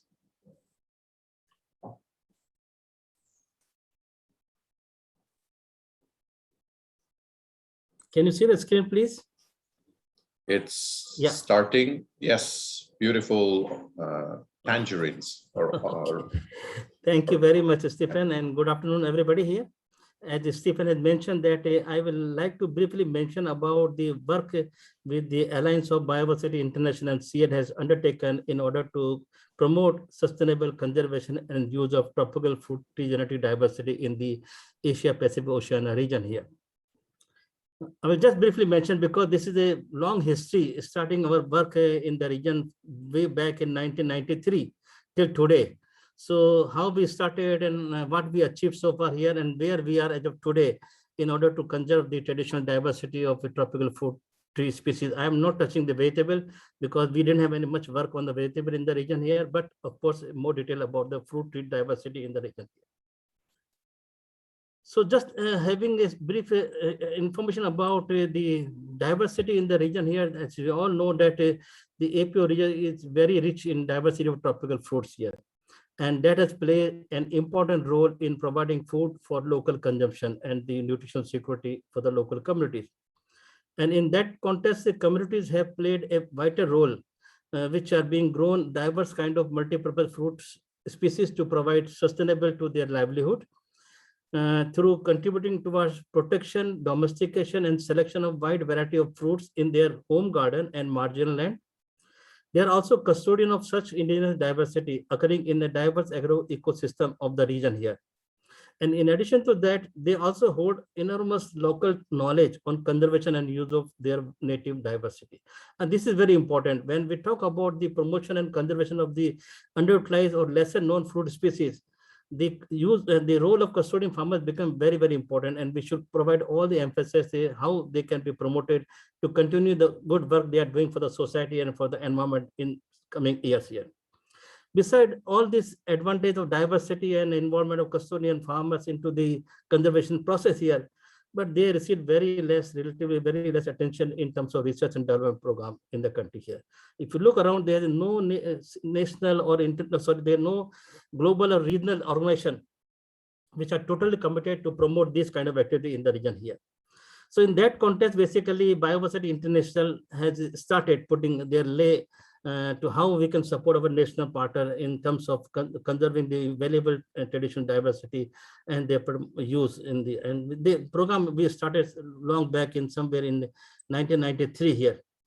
And so far, we have made much progress in terms of basically information gathering on the distribution of diversity and the status of genetic resources which are held by different national programs into their gene banks, in the field gene banks here, as well as their in situ on-farm conservation status here. So with that here, can I move it? Can I move it here? Okay.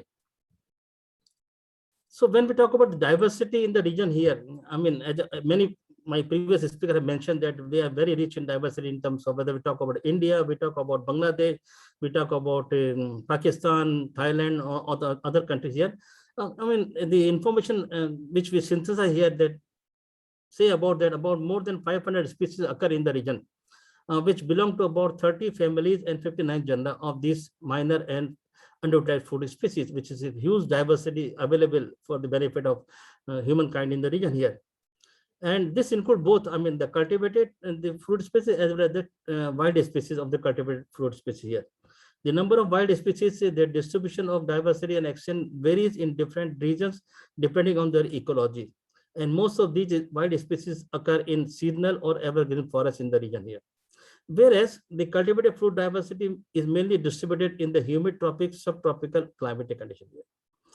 And during our work here, so we identified some of the promising fruit species which need to be focused, which include basically the bale, wood apple, amla, jamun, jujube, falsa, khirni, mulberry, tamarind, pili nut, and Chinese jujube here.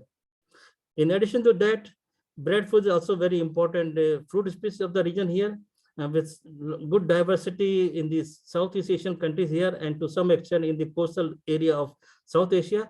But the real true diversity of breadfruit is available in the Pacific Island countries here. What's the problem with moving the screen?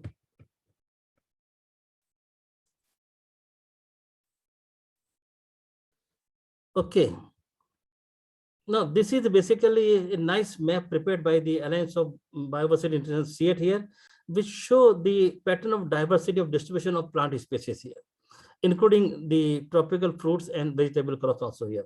And if you look at this map here, you see that a lot of diversity is available in the South Asian region, which is closely followed by Southeast Asia and the East Asia region here. Whereas the diversity of the temperate fruit species is basically coming from the Central Asian country region here. So, and we have listed out the important species for each of these sub-region. The list is available here. So what I want to convey here that this region is very, very rich in the traditional diversity of the underutilized fruit species here, but their exploitation is very limited, and we need to put some more emphasis to see how best we can enhance the diversity utilization and these kind of things here. Now, just coming to the basically what work the Alliance of Bioversity International and CIAT has done in the last 30 years. So before we start any program here, which is totally new in the region here, we need to have some kind of a priority setting here. Priority setting in terms of the country partners and also in terms of the crop where we should focus here. So to start with that here, Bioversity International was closely working with the ICUC, which is well known as the International Center for Underutilized Crops here. And in partnership with one of their tropical fruit network program, what we call popularly known UTFA net, in 1993-94, we did a survey analysis with about more than 50 country partners here. And out of the survey, we found that the 12 species are very important and the needs to focus and to promote those use and conservation here, which are basically jackfruit, mango, citrus, jujube, lychee, amla, jamun, salak, mangosteen, rambutan, pili nut, and longan here. But what we thought after the survey that this is still the long list here, and we want to cut down the list to a shorter list here to start the program here in the region. And based on that, we again have a next consultation meeting of tropical fruit species in Asia at Mardi, Malaysia, 94. And from the outcome of this meeting, a very clear focus emerged out to focus on 3 major fruit species and 3 minor fruit species. That is basically citrus, mango, rambutan as a major fruit, and jackfruit, lychee, and durian as a minor fruit here. And in addition to that, mangosteen and carambola will also emerge as an important component. So we can focus wherever possible to also address the conservation of those species also here.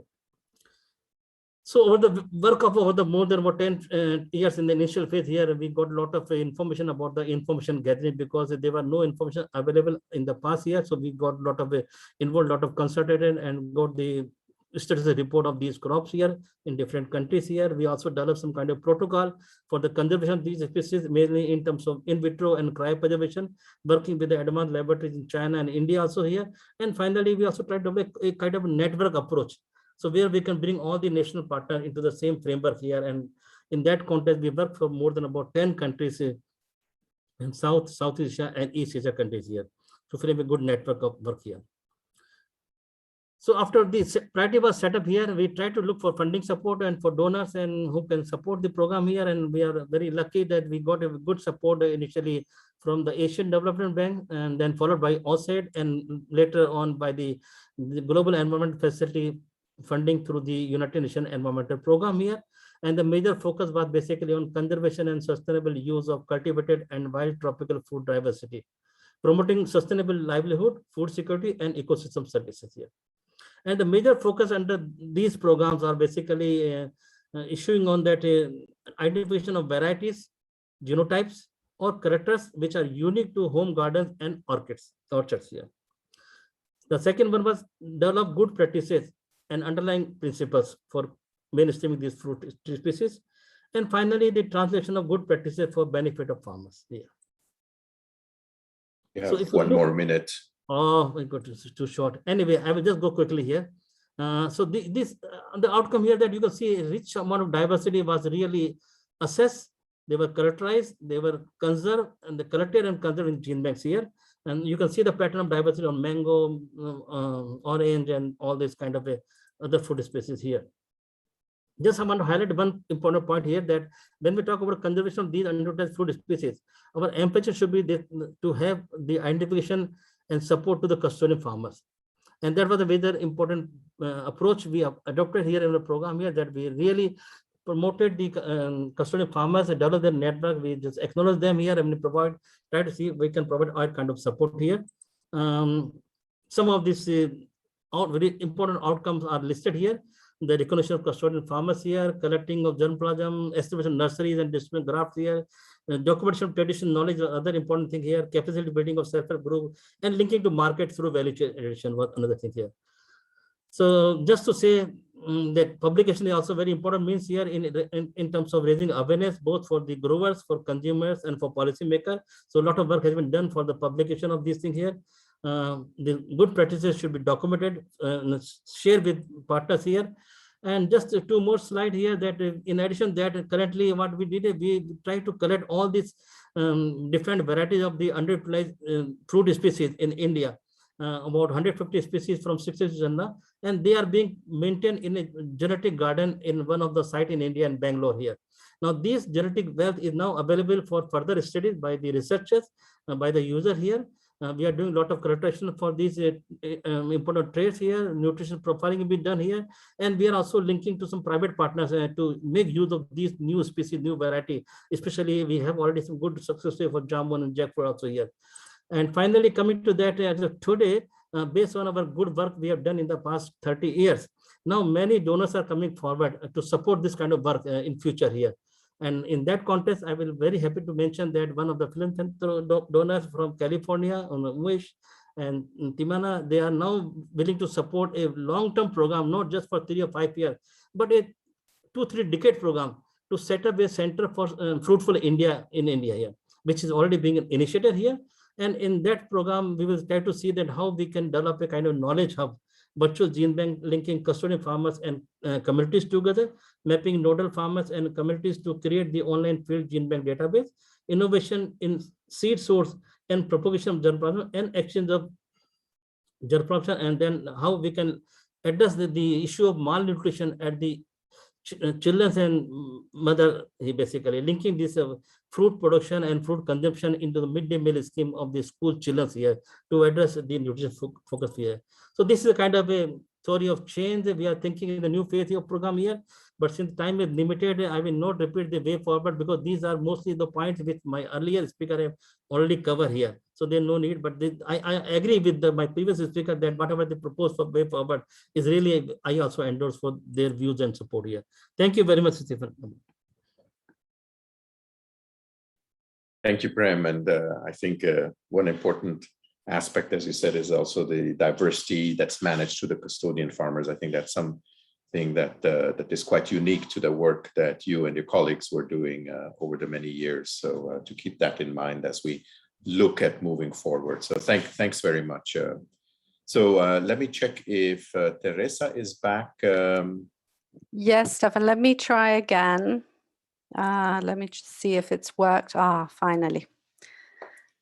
I'm sorry for the technical difficulties, but sometimes Mac and Microsoft are not compatible. That's the next for sure. 10 minutes are yours, Teresa. Then go ahead. Okay, thanks. Can you see my screen? Let me see if it's working. Yes, it's good. Perfect, thanks. So without further ado, let me jump right in. And first of all, greetings to everyone, wherever you are. And I'm really happy to be here and thank you for inviting me. So I think that we can all agree that 2021 is definitely a landmark year for fruits and vegetables, and not just because of the launch of the International Year.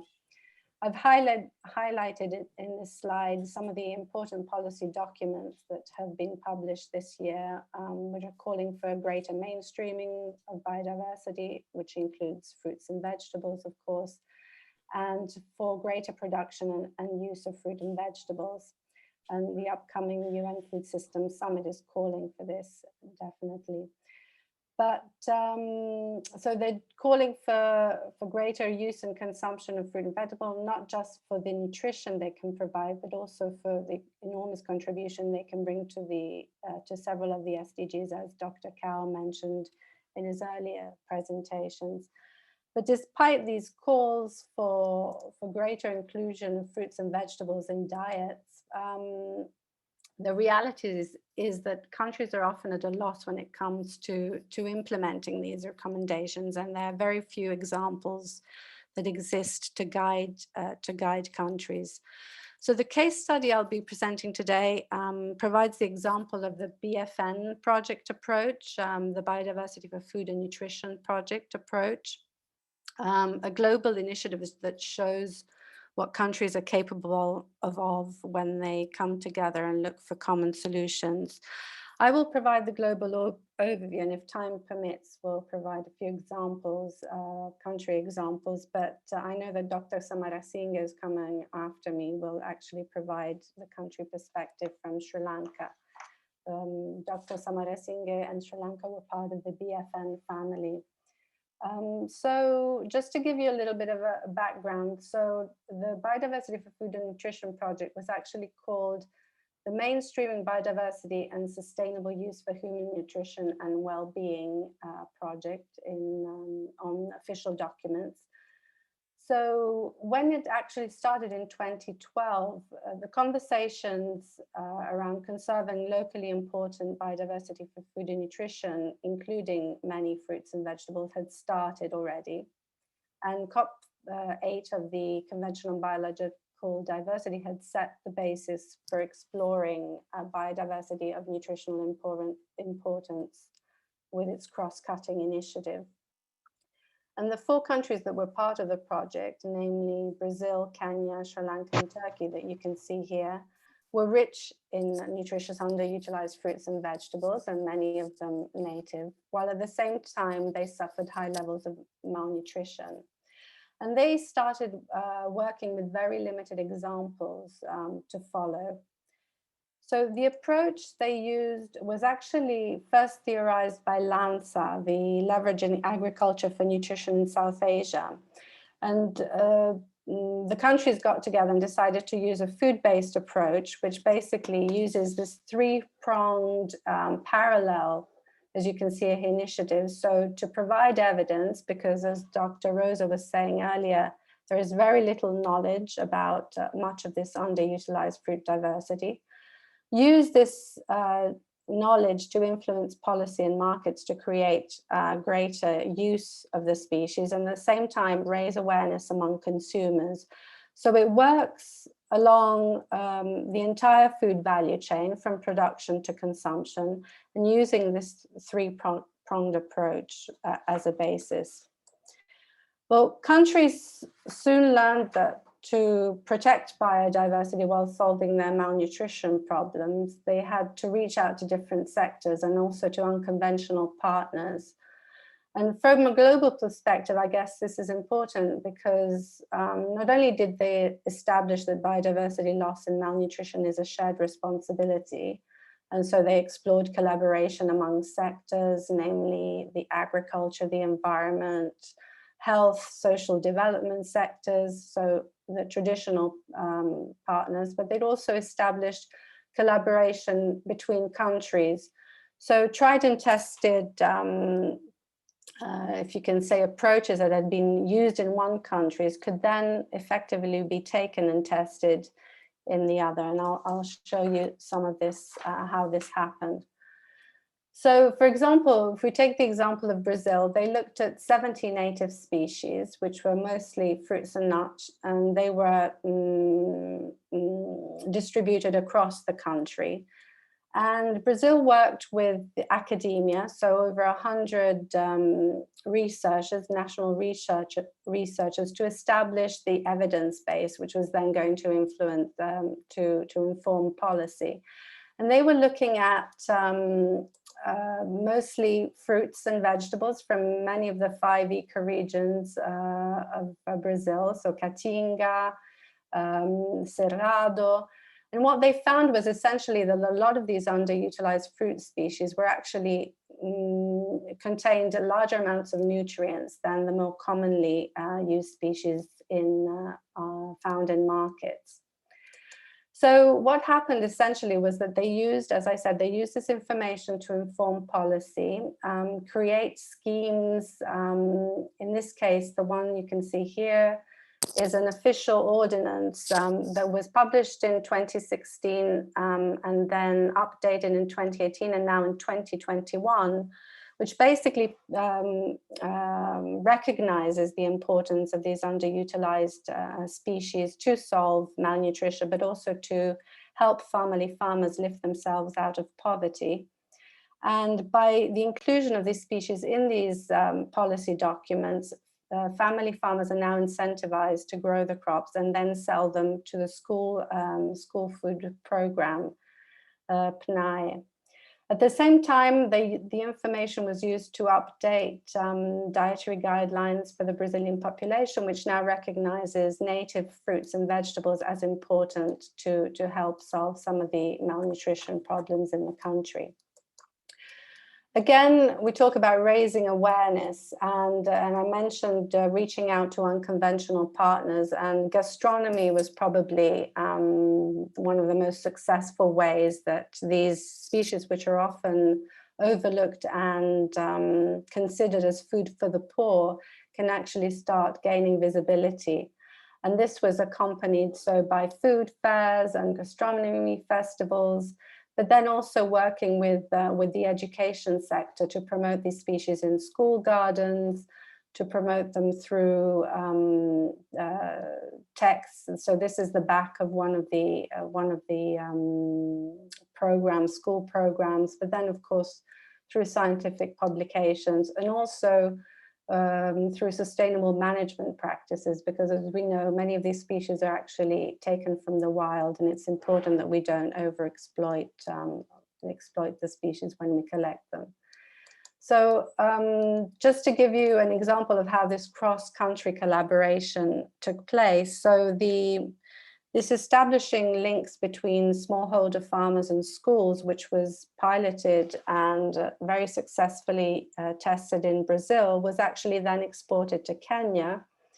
And using the evidence generated by the project, the Busia County in Western Kenya was actually able to get a Busia County biodiversity policy approved. So by working closely with the agriculture, the environment, the education, the health sector, Again, these species were recognized and deemed as important to lift people out of poverty when farmers who were engaged in the production of these species.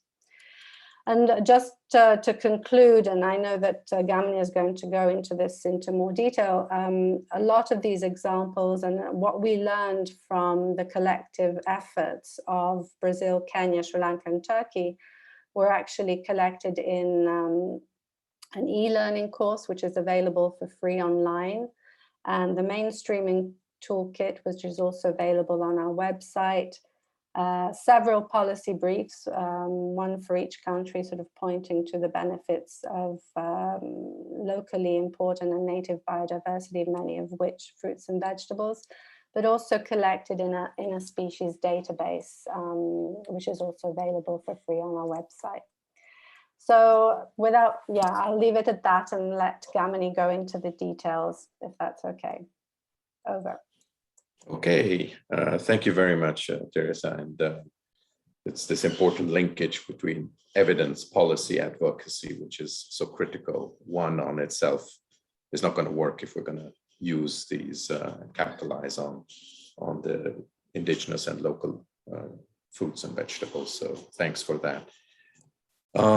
So let us go to the next speaker, and that is, as Teresa mentioned, is Gamini Samarasingne. He is basically the additional secretary of the Ministry of Agriculture in Sri Lanka, and he will give us a country insight on some of this from the Sri Lanka perspective. So please, over to you. The next 10 minutes are yours.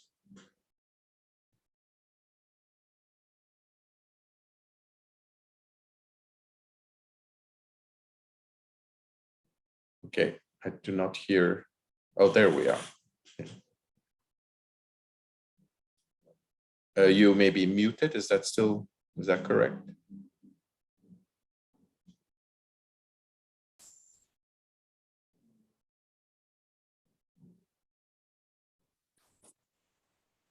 We cannot hear you.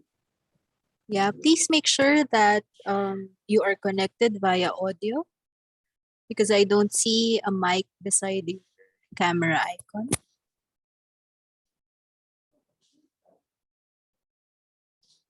Yeah, we cannot hear you.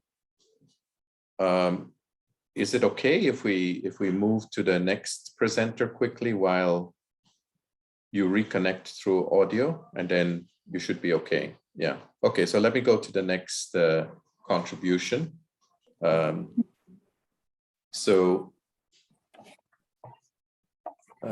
Let me go to Vietnam in this case, and then we'll go back to Sri Lanka in a minute. I hope I pronounced this right, No Thi Han, who is basically the head of Department of Vegetables and Spicy Crops, Fruits and Vegetables in Vietnam, the research institute on those crops. So do we have you available? Are you ready for us? Thank you, Stephen. Maybe I share my screen. Yes, please. Yeah. Yes, it's appearing. We see you. We're good. Yeah. Thanks. Please go ahead. 10 minutes for you. Yeah. Good morning, good afternoon, ladies and gentlemen. Participate CIAT project today on behalf of my colleagues.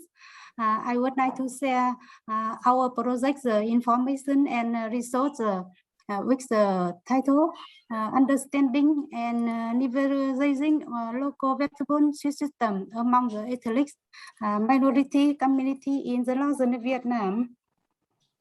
The number of the vegetable farmers in the northern highland now is more than 750 in 2017. Until now is continue to grow, and the product here is diverse.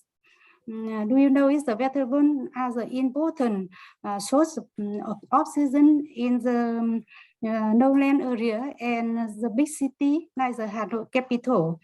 In the uplands, cool climates on year-round support many temperate vegetables for community with poor market access. Vegetables are important for their diet quantity. However, potential vegetable production is affected by limited access to seed input, infrastructure, knowledge in large request value chain link. Under New Zealand serious partner, we are implementing a project to explore how increase access and user high quantity seeds can enhance smallholder nutrition and income security. This work in the Sapa and the Myson district with among three minority ethnic group. We started by conducting multi-level system characterization, which includes the household survey with 409 household, 27 focus groups discussion, and 47 key informant interview. The project focus on local vegetable didn't cigarettes indigenous vegetable. For the nutrition respective, we got know how many food group the women consume in the previous 24 hours, which only 25 meets minimum dietary diversity of the 5 food group, with the lowest percentage among the hormone in the Sapa as 18%. Overall, we loaded low diversity dietary, poor nutrition knowledge with some variation between the ethnic group and the area. I will process the present is a result on vegetable with 5 categories. First is the dark green leaves vegetable. Second is the other vitamin A6 vegetable. Third is the other vegetable. Fourth is the condiment vegetable. Fifth is the kosher. The graph on the right, vegetable availability per district and overall the left low, but so the total number of the vegetable grow by the more than 10% of the sample household. While the right, but so the total number of the own sample household. So the diversity was relatively low for commonly grow vegetable, but the diversity subtension increased when look at the own household. For example, in the last 2 bar on the right, overall, the number of the dark green leaves vegetable printed as dark green increased from 4 to 29, and the number of the other vegetable in gray increased from 12 to 34. Therefore, promotion, sharing, and exchange of the existing local diversity could increase availability of seed and vegetable. Summarizing vision available is complex. I will explain. There are the two why accept. The last one is related to the bar showing the total number of the vegetable available for consumption and to which food group they belong. And it is so for the different months of the year, showing period with more and less abundant.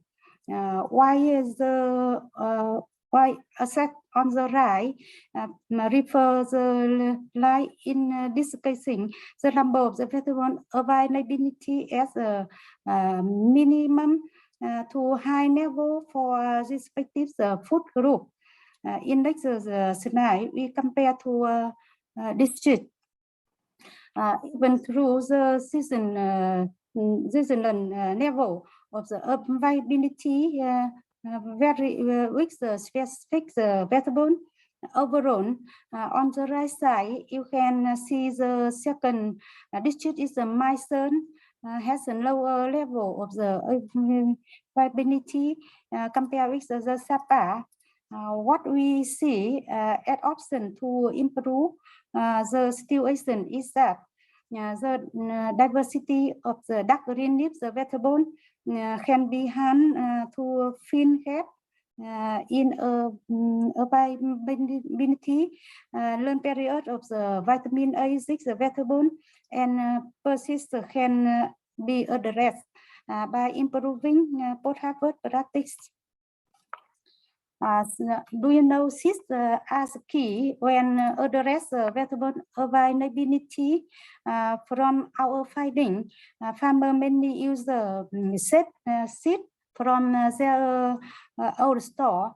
As you can see in the graph in the right, the table below, so the key seeds period which include seed degradation during post-harvest, inadequate seed production, and post-harvest lawless skin, lack of the reliable information on different vegetable variety, seed short, seed quantity, poor and inconsistent seed quantity in each season. And insufficient quantity of select and prefer vegetable variety. Farmer is also buy seed with more than 50% buying seed of dark green leaf vegetable. You can see in the graph on the right, seed was mainly short from the same village and from other commune in the same district. There were variation with the ethnic group and the specific vegetable. The table below shows the key seed barrier with the include high cost of seed, long distance to the market, mixed variety, and varieties that we have one more minute just for your information. Yeah. Unclear practice with the language is not understood, inconsistent, and unguaranteed seed quantity. Insufficient quantity is preferred vegetable and variety. Overall result, so that's important to understand the characteristic and challenges of both sales ship and the purchase ship. Opportunity with some have been linked the project intervention include. First is the promotion seed exchange and nutrition education. Second is the improving the seed quality of the local vegetable through enhanced production, selection, and the store checklist with the farmer. Third is the establishing and promoting labor and the cost-effective seed production practice. Like is the development of nutrition sensitive value chain for income standardization among smallholder farmer. As a community or season level conservation and the multiplication for local and nutrition variety. Last one is the support value chain actor and the monitoring body to improve and ensure seed quantity. This is my side. Thank you for the listening. Well, thank you very, very much for your presentation, and it highlights the possibilities to make these changes with the appropriate interventions, and particularly also important when we talk of making more of these indigenous vegetables available, the importance of seed systems that we have to think of. It's not just a promotion, but it's combining it with seed systems and other accompanying measures. So thank you very much for that example from Vietnam, the case study from Vietnam. So let's go back to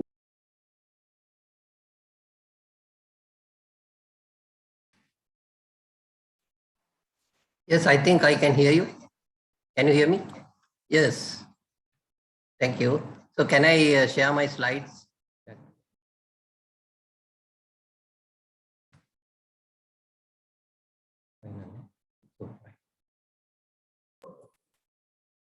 Yeah, please, we can hear you. Yes. Share your slides and yeah. In 10 minutes. Yes. So good afternoon. Okay.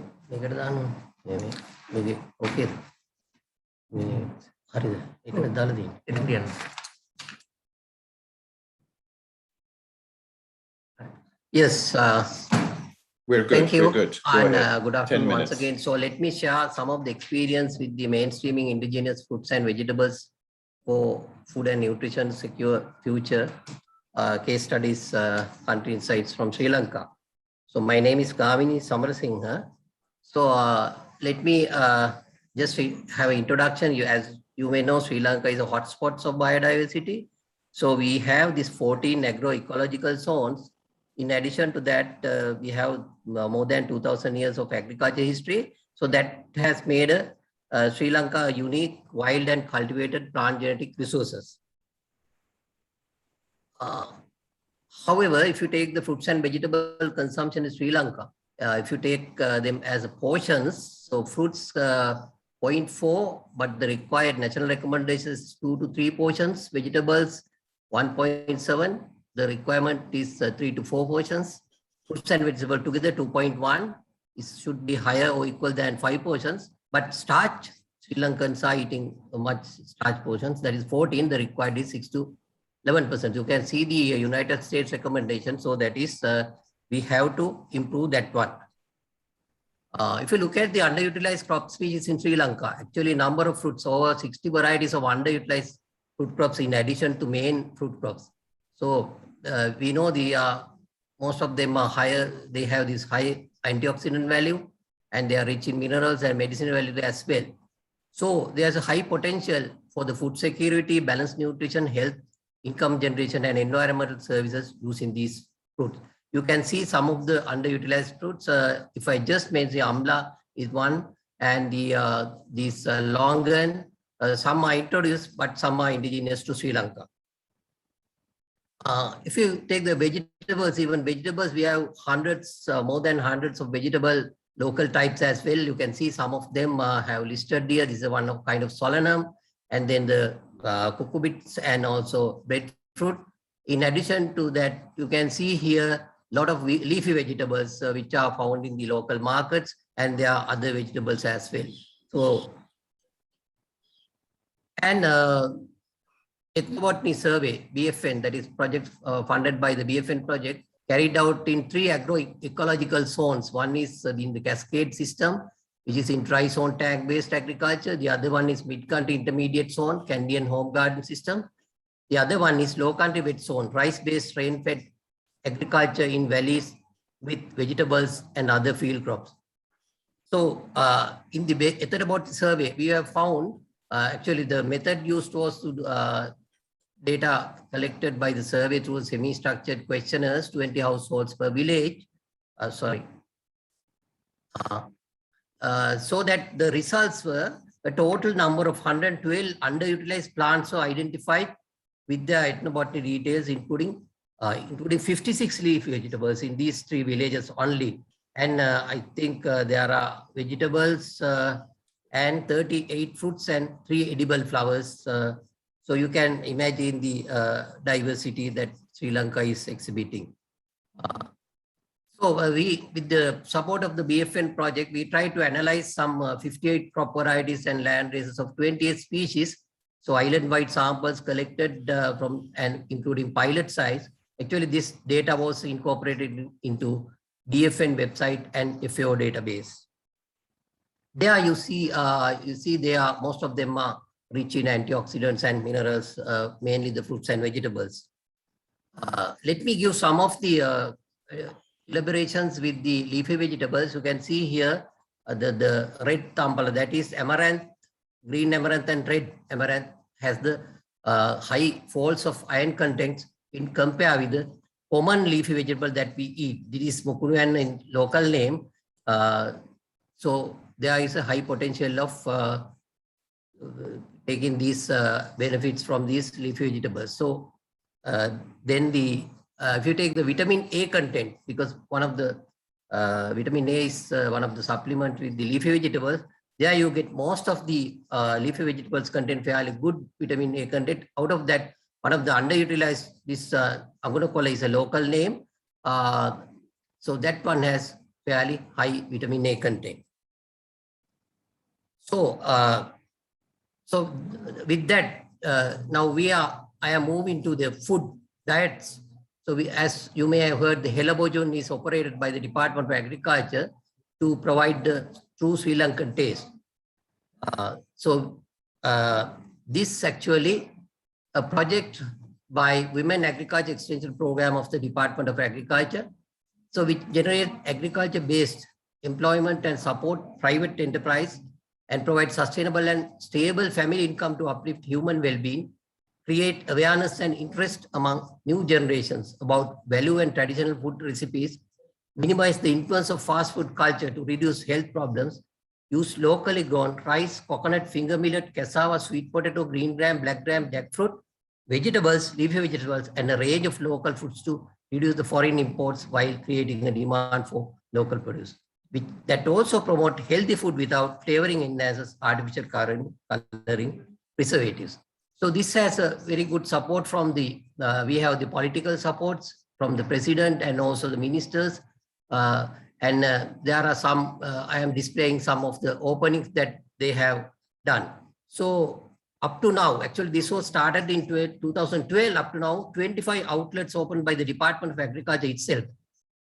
But since that project is very promising, this technology took by the Department of Agrarian Development and Mahavali and private sector. So there are a lot of outlets have been aroused within the country because of this project.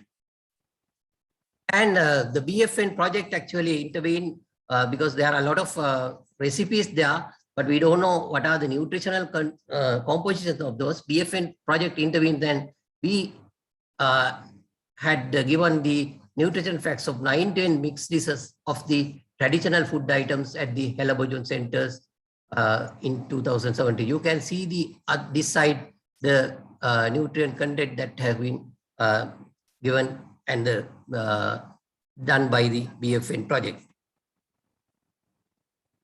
And not only that, we also now to mainstream these things, we also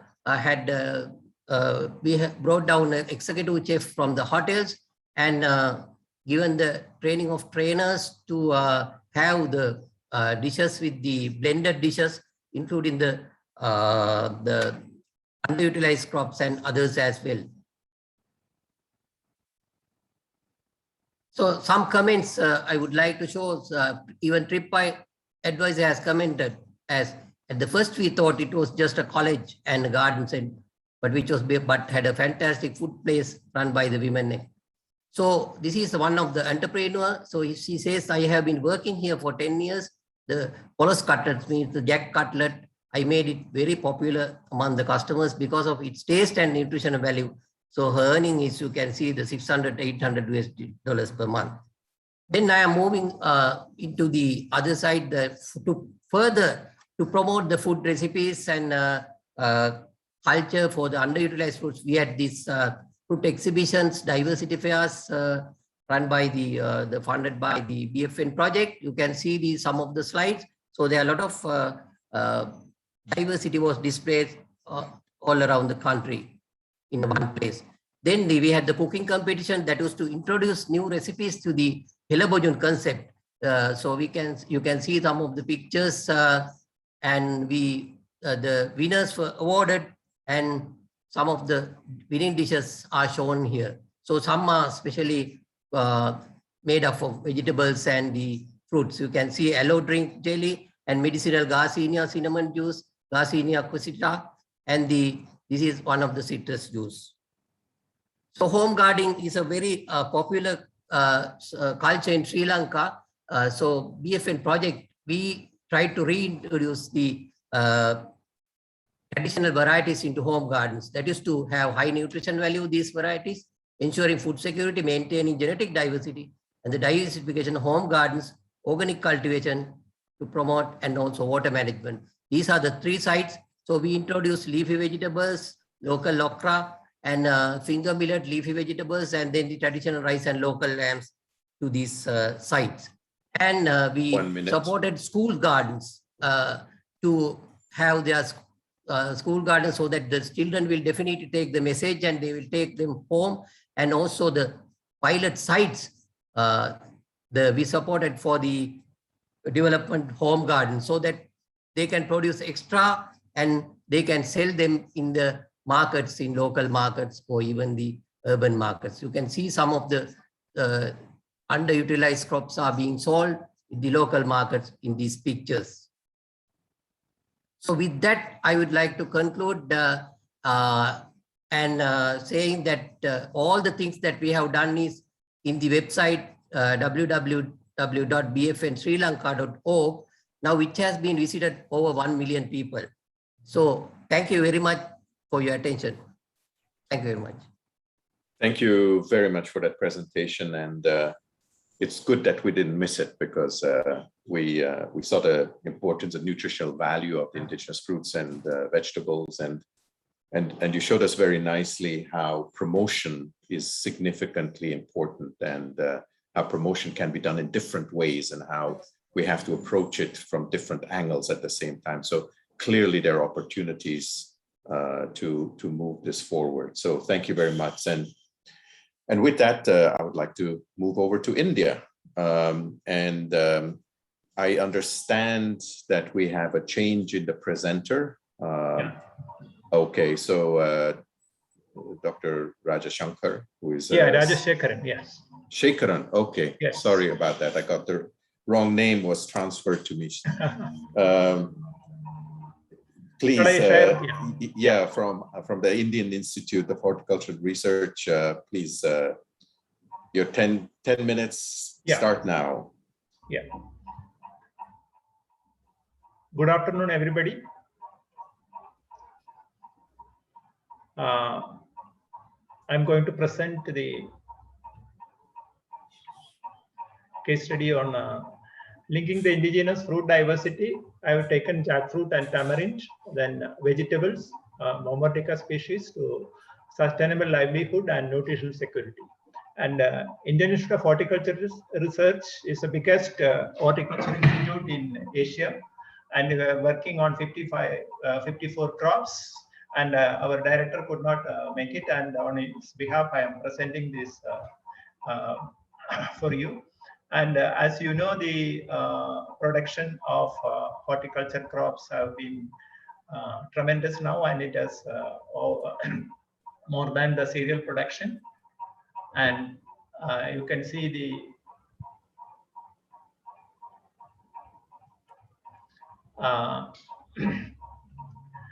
we have a lot of marginal, small scale, and semi-medium and large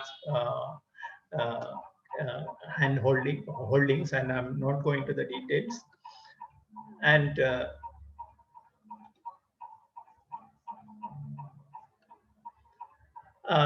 we have a lot of agroclimatic variations, and the area of production of indigenous crops increased due to nutritive value and health benefits, and a lot of indigenous fruits maintained by the common man and the farmers. And the on-farm conservation is by identifying the farmer custodians. We are into it, and you can see the kind of indigenous fruit availability we have. And as some of the speakers was telling, these fruits are rich in iron, vitamin, and other nutrients. And we have established, we have regional stations that is called Central Horticultural Experimental Station at Bhubaneswar, and one at Chattali, and we have Krishi Vigyan Kendra at Gonikopal in Pur district and Irehalli in Karnataka. And these stations are also working on the different horticultural crops. And we used to do the genetic diversity fair for different crops. Here you can see for the mango and for the other crops, we regularly do the diversity fair to give the awareness among the people. And for the jackfruit farmers variety, we identified 2 jackfruit varieties from the farmers field. One is Lakshmana and another is Sankara, and one tamarind variety we identified as Sidhu, and I'll be taking to the details of these varieties. And you can see here, this is the jackfruit we named as Sidhu after this farmer. And what we did is, you can see the location and the age of the tree. That is, the Sidhu is 35 years and Sankara is 25 years. And the shape of the tree and the category of the fruits is broadly pyramidal. The Sidhu is pyramidal and Sankara also pyramidal, small size fruits. And both are having small size fruits. And 145 samples shortlisted out of which 72 samples of horticultural traits, and we did the evaluation, and we shortlisted these 2 farmers varieties for commercialization. And here you can see the traits of this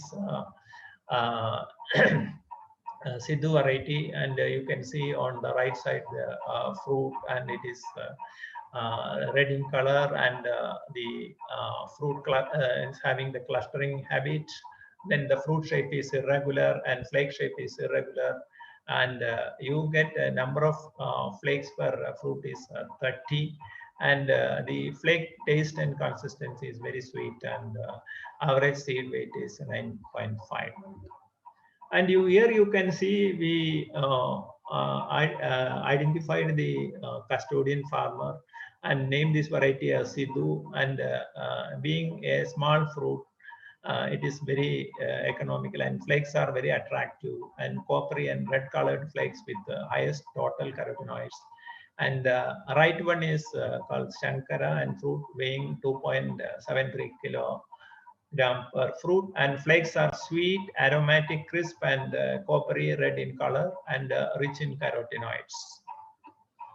And this is the nutritional qualities of Sankara fruit. I'm not going to the details of this. And we honored this farmer. Our Director General, Dr. Mahapatra, honored this farmer in a function held at IHR. And you can see here the phytochemical profiles of Sidhu and Sankara, and accessions with the deep coppery red and yellowish orange color flakes with high amounts of carotenoids and lycopene. And compared to, there is a lot of demand for these varieties among the farmers community. And the next crop I'm going to tell you about is Lakshmana. This is also a farmer's variety we identified in the farmer's field, and a 40-year-old seedling tree growing in the field of the Lakshmana in a village in Tumkur district of Karnataka, and having better yield of 251.4 kilogram per tree, and pods are long, broad, and curved, and pulp is light brown in color, and pulp recovery is very high, that is 43% against 28% in the local tamarind trees. And this is the tree which we have identified. And you can see here the economic traits of that fruit. The fruit season is February, March. Then fruit bearing position is terminal, and the fruit shape is long and curved, and it's having very good nutritional qualities. And these farmers were recognized and they were honored and functioned held at IHR. And we also created a model for commercialization. The farmer will be getting 70% of the proceeds of the commercialization of these varieties, and institute will be taking only 25% of the proceeds. And farmers were trained in propagation techniques. And the good thing I would like to share with you is Paramesh earned rupees 22 lakhs within 2 years by selling the Sidhu plants. And his earning was only 8,000 per annum earlier. And 1 lakh samplings were distributed to 28,000 farmers across the country. A lot of demand, as I mentioned earlier.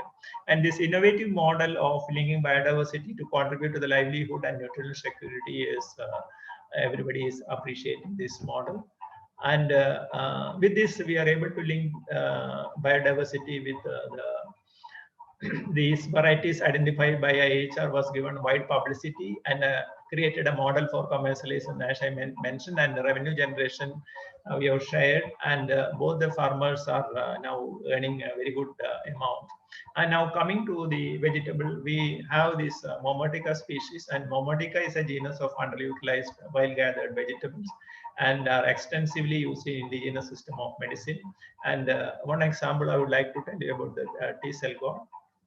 And here, these are the different species of Momordica, which are all found in wild, and some of them are cultivated in small pockets. And T-cell gourd is a soft-seeded variety developed through clonal selection from local collection.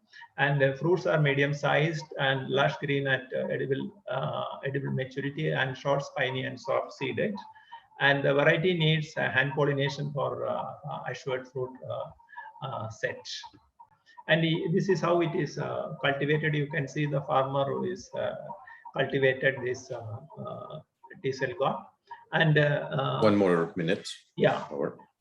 These are the farmers who cultivated this in large quantity. One is Milind Kulkarni from Aurangabad, and he earned more than 2 lakh rupees. And Shankar Murthy from Shivamogga, he has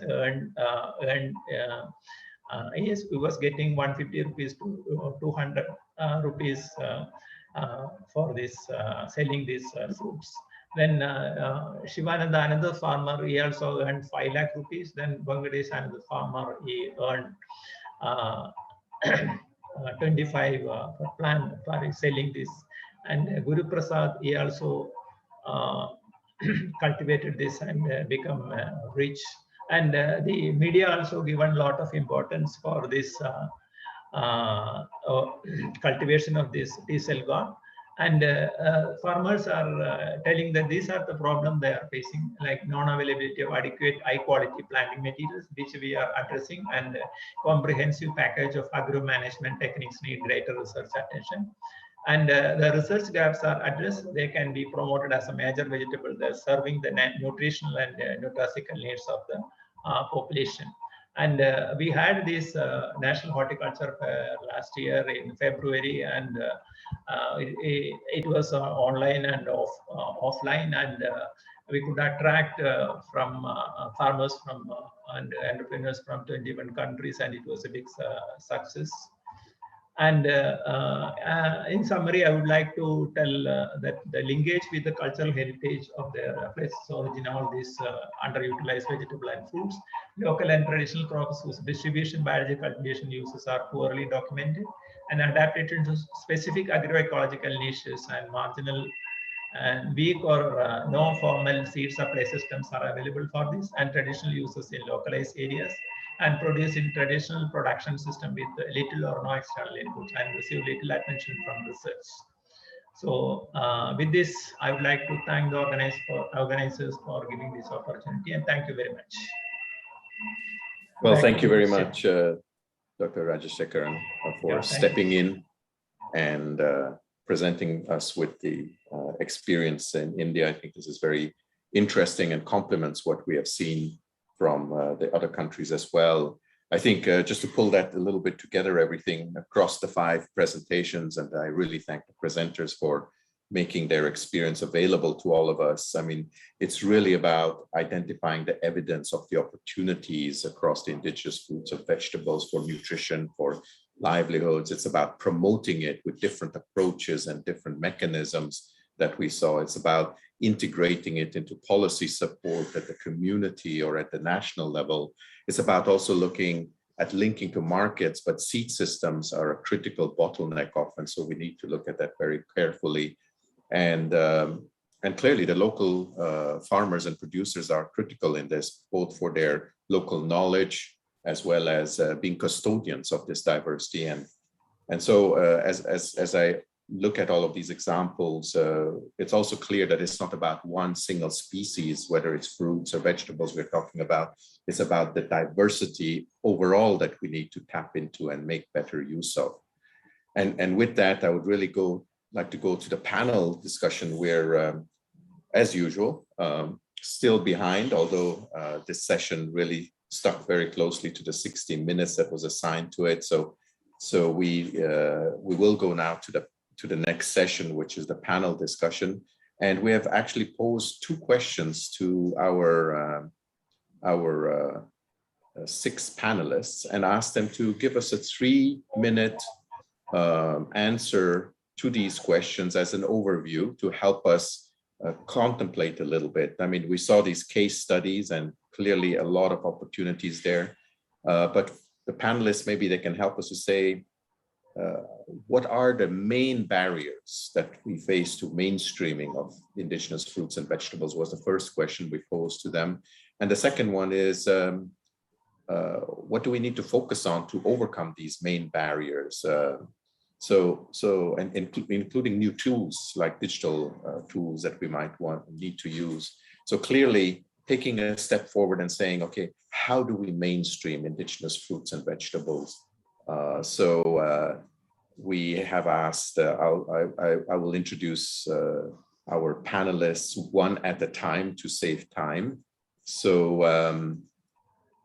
first we have Ravi Ketarpal, who is from APARI, the Asia Pacific Association of Agricultural Research Institutions. Are you on and ready? Yeah, I am there, Stephen. Excellent. Nice to see you. And my pleasure. Your 3 minutes, please.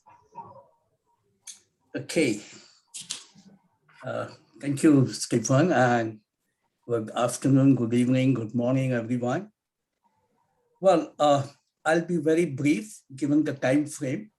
The first question we have been asked is the 3 main barriers we face in mainstreaming of indigenous fruit and vegetables. My 3 main points will be, number 1, excessive focus on staple crops in the name of green revolution, which we had over the years. And the responsible organizations were CG institutions, FAO, and even the NARS, National Agriculture Research System in general. There had been too much of focus on the staple crops, 5 or 6 major food crops, and that always were a barrier, number 1. Number 2, what we need is a clear scientific data on the nutritional value for mainstreaming these crops of fruits, indigenous fruit and vegetable, which is often scattered. And in the absence of lack of scientific data or scientific rationale also, we were not able to mainstream it properly. And number 3, I would say is because of probably the second point, the lack of scientific data for nutrition value, there has been a lack of a value chain, which led to the lack of availability and accessibility of such kind of indigenous fruits and vegetable. And also because of such a efficient value chain, the non-tariff barriers played a very important role, like the food safety issues and all could not be properly addressed, and they could not find a place in the not only domestic, but even in the global market, as you see the European Union's burden of proof, novel food regulations, they're so stringent that these fruits stand nowhere. So these are the main barriers, which in my view, and if I have to go on the where we need to focus in overcoming these barriers, I would say number one is a very strong awareness generation of evidence on the scientific value of the traditional knowledge. This will imply that we need a very good communication mechanism using digital platforms where we convince the civil society very clearly about the importance of these indigenous fruits and vegetables, and thereby we also convince the donors, because donors don't come forward in a sustainable way to fund even projects on such species. Then second point I would say is linking the research to policy. And here the National Agriculture Research System has to play a very important role at the national level where the policies are made. And national agriculture research systems have been fighting, especially in Asia Pacific, by dealing with the food security crops only, not the crops with higher nutrition and all. And that is why the focus had been lost, but this has to be revived. And they need to also be given a sustainable funding for the projects, not some isolated funding in silos which come and some publications come out. Third point here is co-innovation with farmers, which we often neglect. The co-innovation and rather co-learning with farmers needs to be encouraged to link research with the local markets. The local markets are, first of all, very crucial and they have to be established, but we need to co-innovate the ways with the farmers, how we do it. And side by side, I think we need to develop a very strong market-linked information system. So these are my points, Stefan. Over to you. Thank you very much for your insights. Very systematic and based on a lot of experience. So thank you. So let me go to our next panelist, Santosh Shrestha, who is a senior program manager at Libird in Nepal. Over to you. Santosh, are you there? Thank you, Stephen. I completely agree with Raviji with his observations with regards to how the barrier and how can we overcome.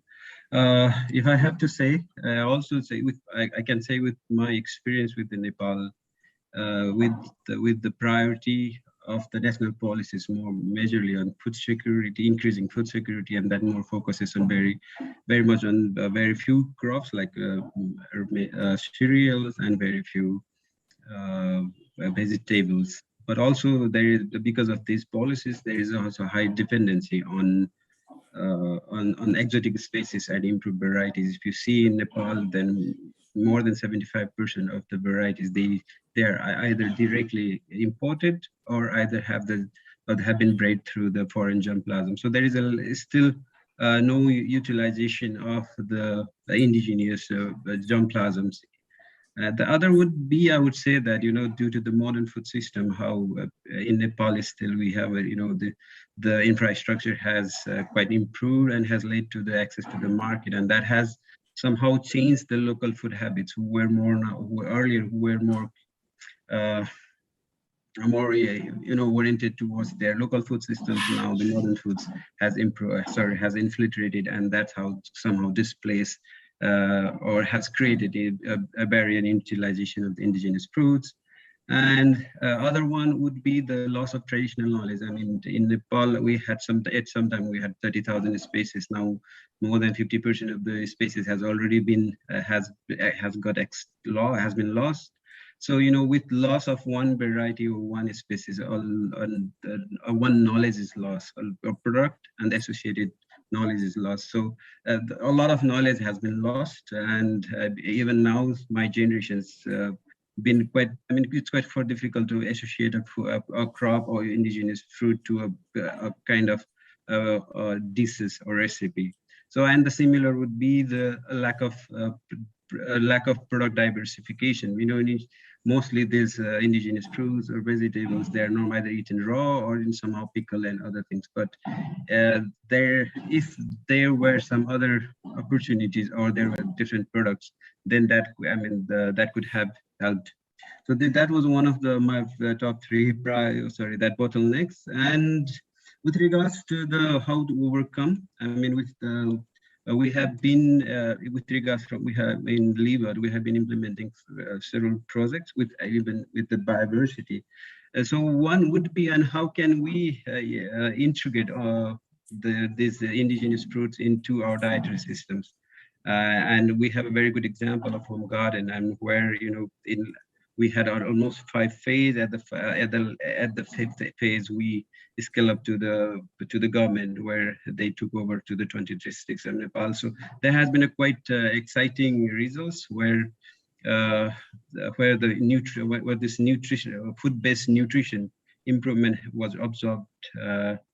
And one would be on strengthening system. I think some few of the speakers have said that we need to create the systems. Most of the indigenous fruits and vegetables, they have been getting lost because they are not within the formal system and they don't get the priority. So if we can improve the availability, improve the quality or genetic purity and other things, so they can again bounce back into the system. And I think we have been implementing Farmer Field School on nutrition and local food plan, where we need an integrated approach where we can identify the bottlenecks. What were the major reasons why the people have been reducing the use of those indigenous and fruits.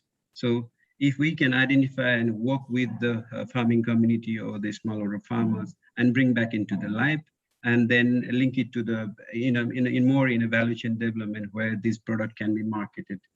Yeah, I think those were my comments. Thank you. Thank you very much, Santosh. This is becoming very rich. So let me just immediately move to our next panelist, Lei Li, Director of International Collaboration at the Institute of Vegetables and Flowers at the Chinese Academy of Agricultural Sciences. So can I hand the next 3 minutes over to you, please? Okay, thanks, Stephen. And hello, everyone. I'm Lei from Beijing, China. Yeah, it's my pleasure to share some ideas and experience for the mainstreaming of IFV in our countries. So in China, there are extremely rich research, rich kinds of fruits and vegetables.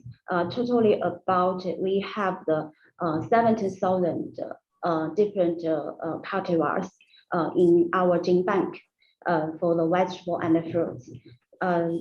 And also, as you know, for the vegetable, we rank the first countries for the vegetable planting area and the total output in the world. So people consume about more than 30 kinds of vegetables for the daily life. It includes the top 5 ordinary vegetables. Includes the Chinese cabbage, cucumber, tomato, and peppers. And besides that, we also have a lot of indigenous fruits and vegetables, such as the aquatic vegetables and spicy vegetables, such as the onion, the ginger, the garlic, and the peppers. So I think the indigenous vegetables are a beneficial supplement for the Chinese countries, for our countries to and play an important role in satisfying people's diverse consumer demands. So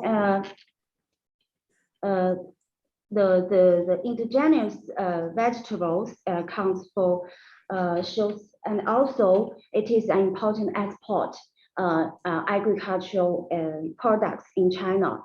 It is account for about 30% of the Chinese total vegetable exports.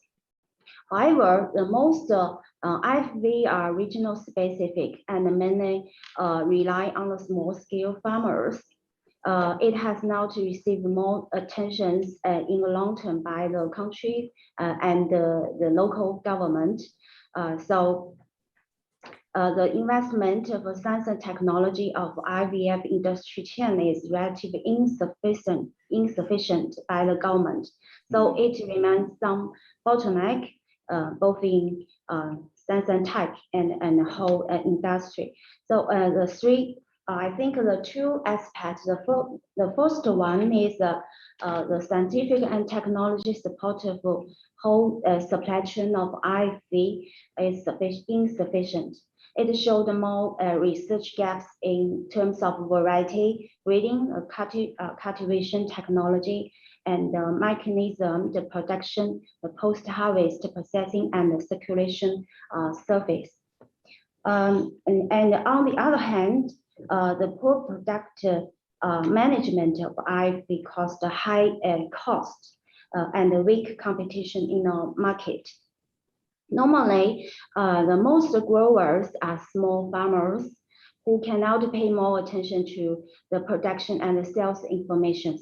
The low science and technology support causes it is difficult for industry improvement in a large scale and the standardization production, the cross-regional circulation and the trade, and also to cut down the labor cost. So finally resulted in the poor overall ability to overcome the market risks.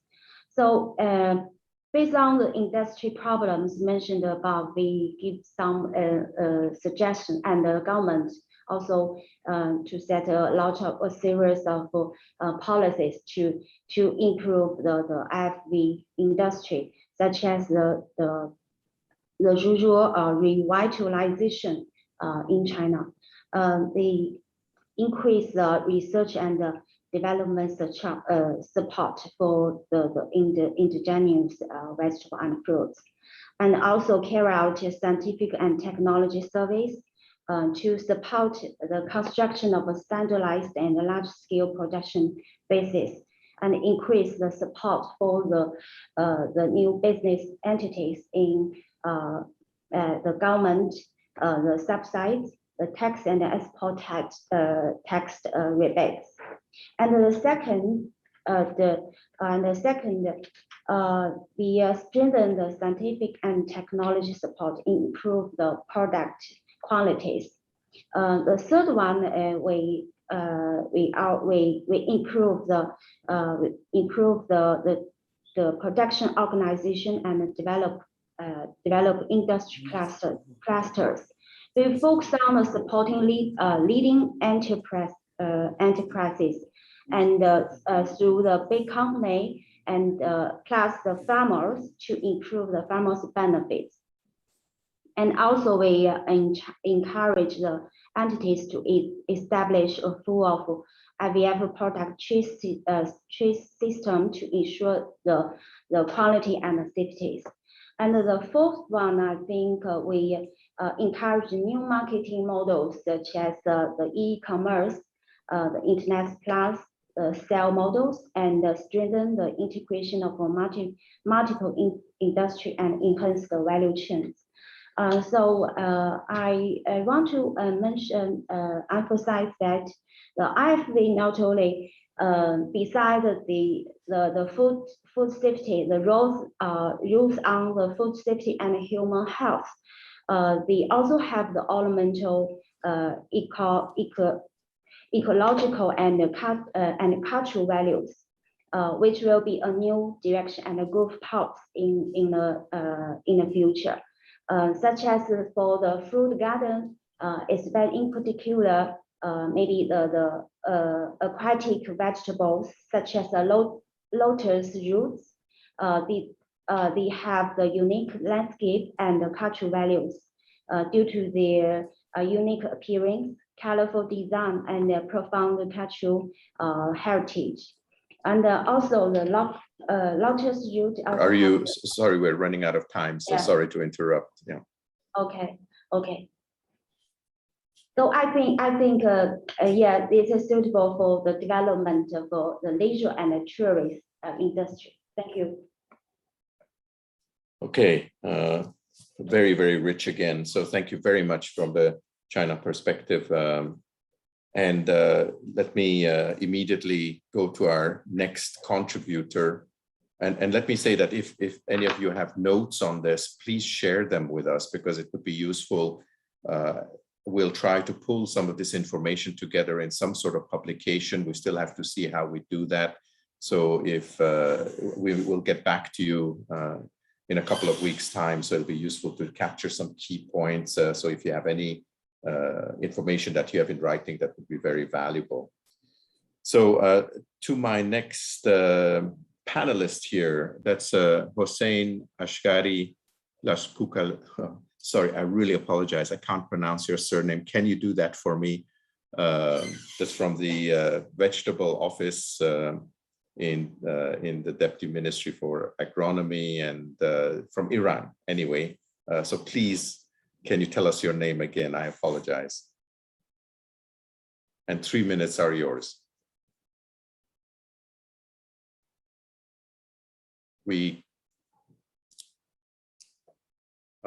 Do we have, oh, there you are.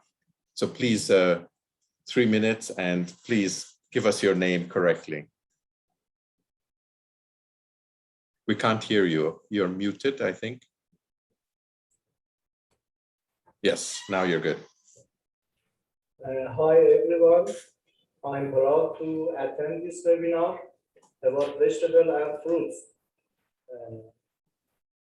In my opinion, there are three main barriers which are included as below.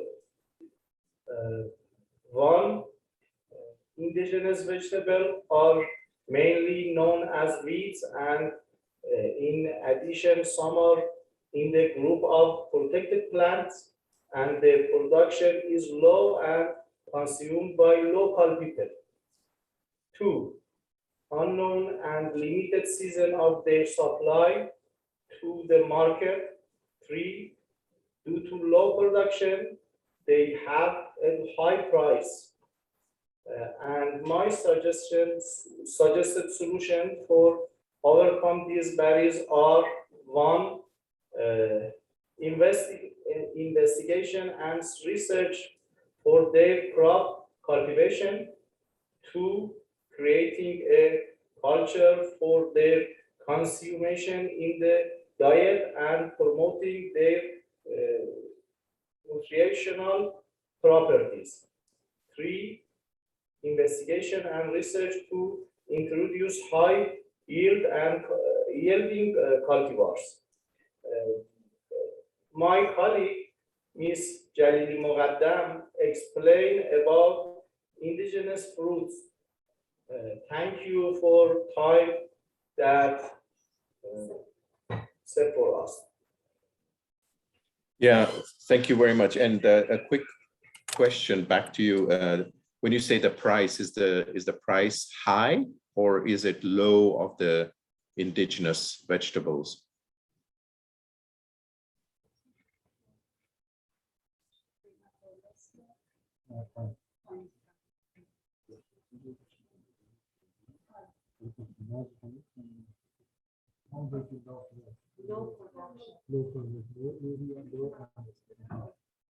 Excuse me, I'm Zahra Jalili Mogaddam. I'm colleague of Mr. Asqari.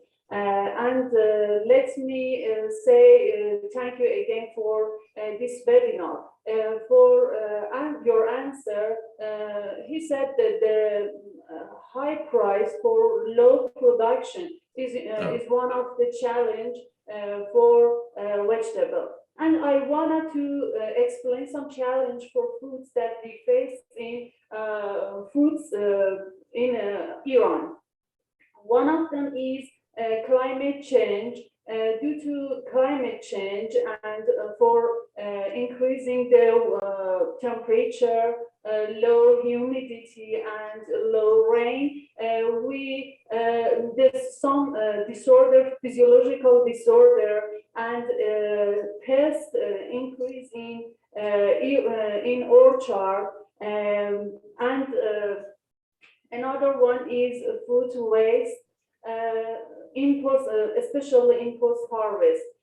Sanction and some prohibition is the most important that we are faced in food production. Anyway, producing in greenhouse and control environment, shade and using netting house is one of our program for controlling the climate change, and another one using modern technology in post-harvest. That's because it decrease their waste.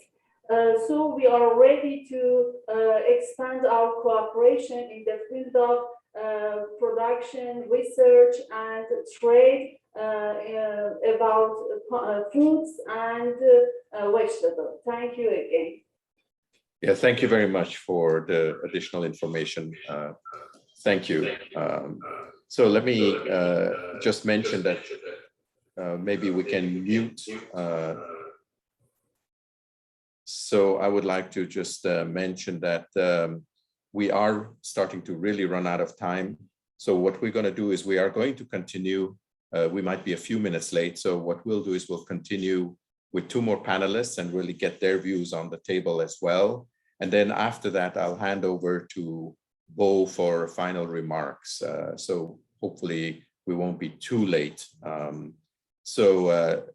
Lorna Herradura, Chief Bureau of Plant Industry, Davao, Philippines. Can we have your thoughts on the questions we posed you?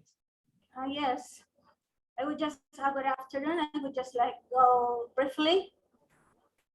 For the barriers, actually, in order to answer the needs for the growing population, there was a replacement of the traditional varieties with modern varieties or hybrids in the government programs, starting with the Green Revolution and up to now, even with our urban agri program, we still distribute all those hybrids. Second, due to lack of funding and logistics, there are only few research centers that are propagating and distributing this indigenous fruits and vegetables. Third, there is no sustainability in the production of the seed system. Since if we distribute this, for us, we distribute this in indigenous people's villages. However, there is a lack of the knowledge for seed banking. So I think that is one of the things we have to focus. Now, in order to solve this problem, in order that the policymakers will look into it, we need to introduce this indigenous fruits and vegetables in the social media, the different platforms, focusing on the different environmental advantages, the nutritional advantages, and that this can be planted in marginalized areas because this has been adapted in our country. And also with this, we can broaden our genetic base for future breeding work. Second, since we are doing already the online platform, we can do trainings for this, and also we can look into the, which has been mentioned, maybe we can do geotagging for the century-old indigenous fruits and vegetables. If ever we can do surveys. So again, funds are needed for this. I think that is all. Okay, thank you very much. Thank you. Thank you very much for your experiences, sharing it with us. We have Mary Ann Guerrero, who is also with the Bureau of Plant Industry in Manila, and I'm sure she'll complement some of the comments that were just made. So over to you, please, for a couple of minutes. Yes, thank you very much.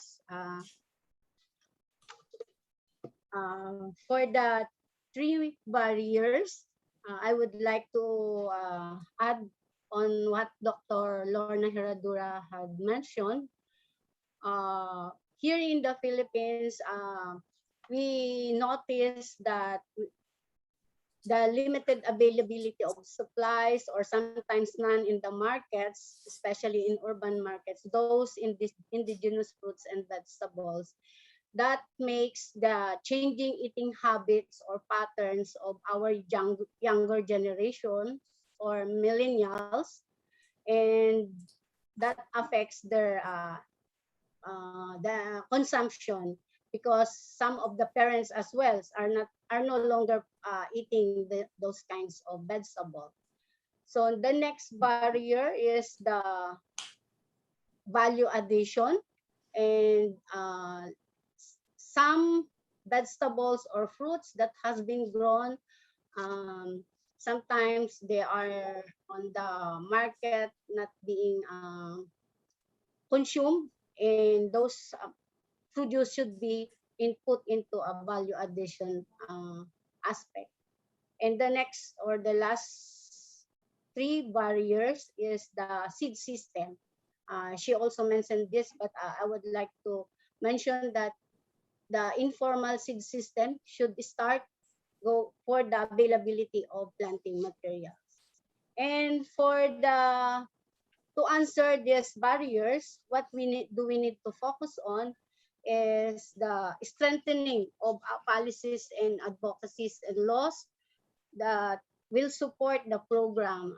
Here in Philippines, we have the school feeding program, wherein the school garden being established through our programs, Department of Agriculture programs.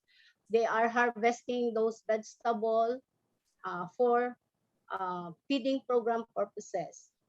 And next is promotion and awareness, looking into the nutrition aspect, not only for food, but as for the nutrition. In order to make this vegetable be popular again, because I can still remember when I'm still young,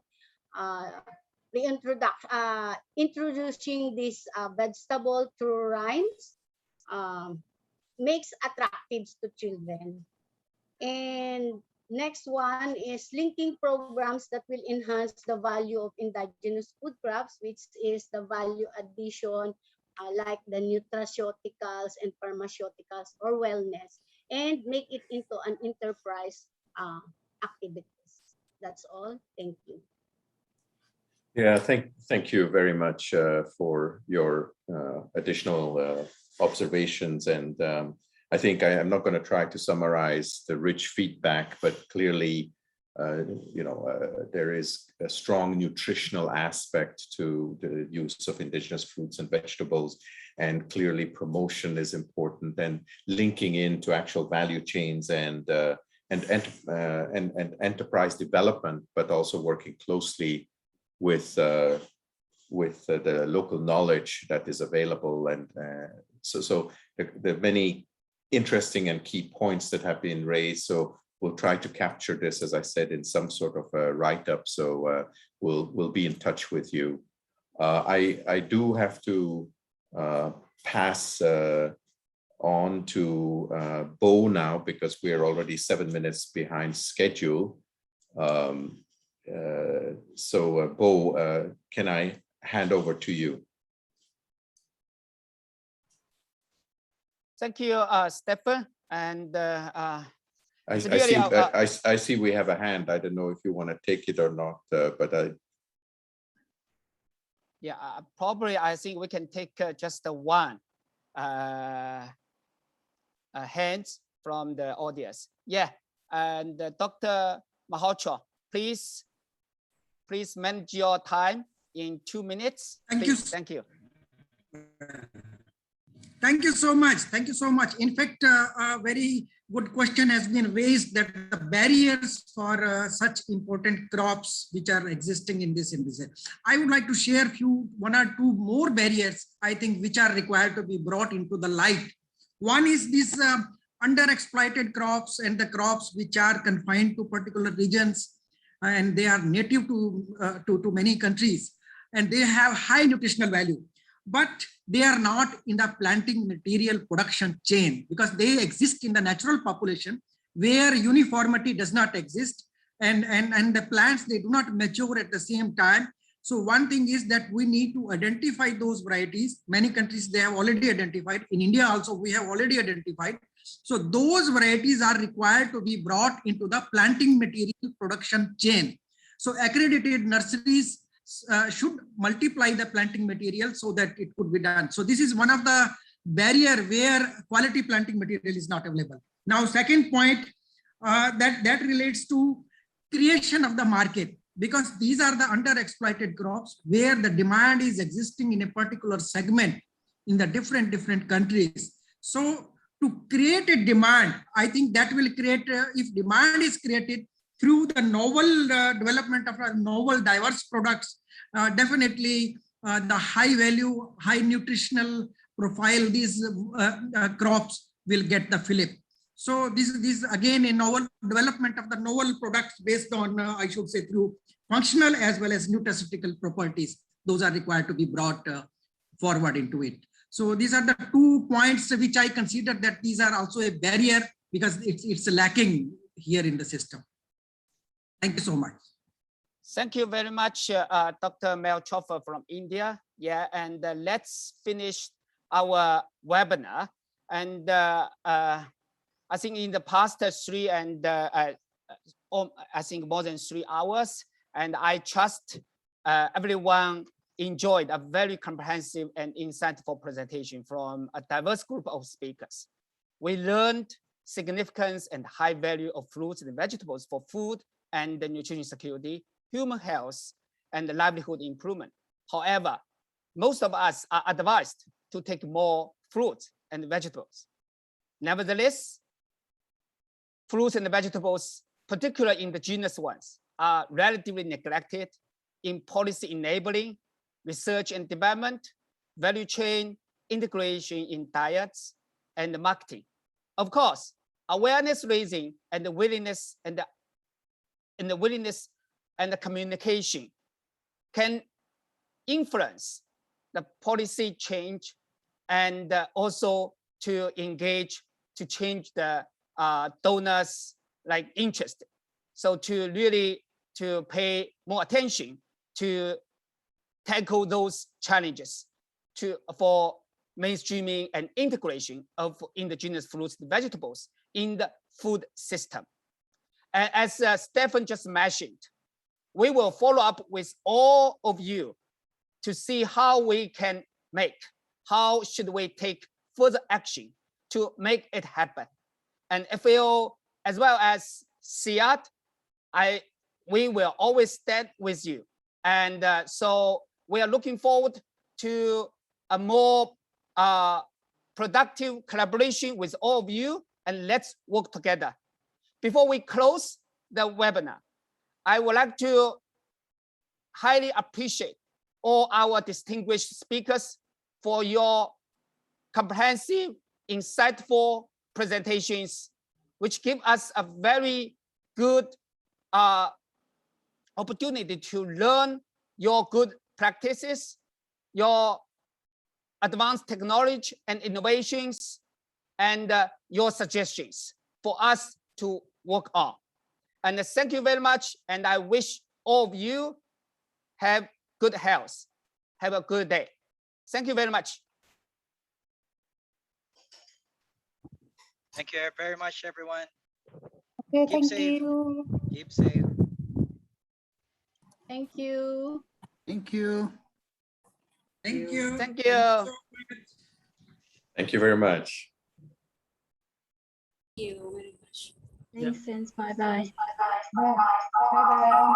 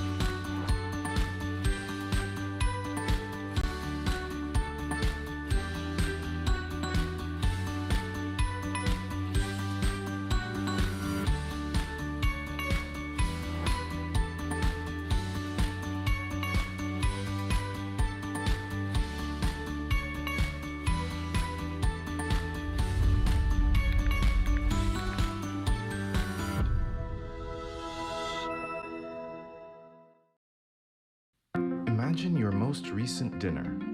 What did the plate look like? Can you count the number of different vegetables, animal proteins, grains, fruits, seeds, beans that composed your meal?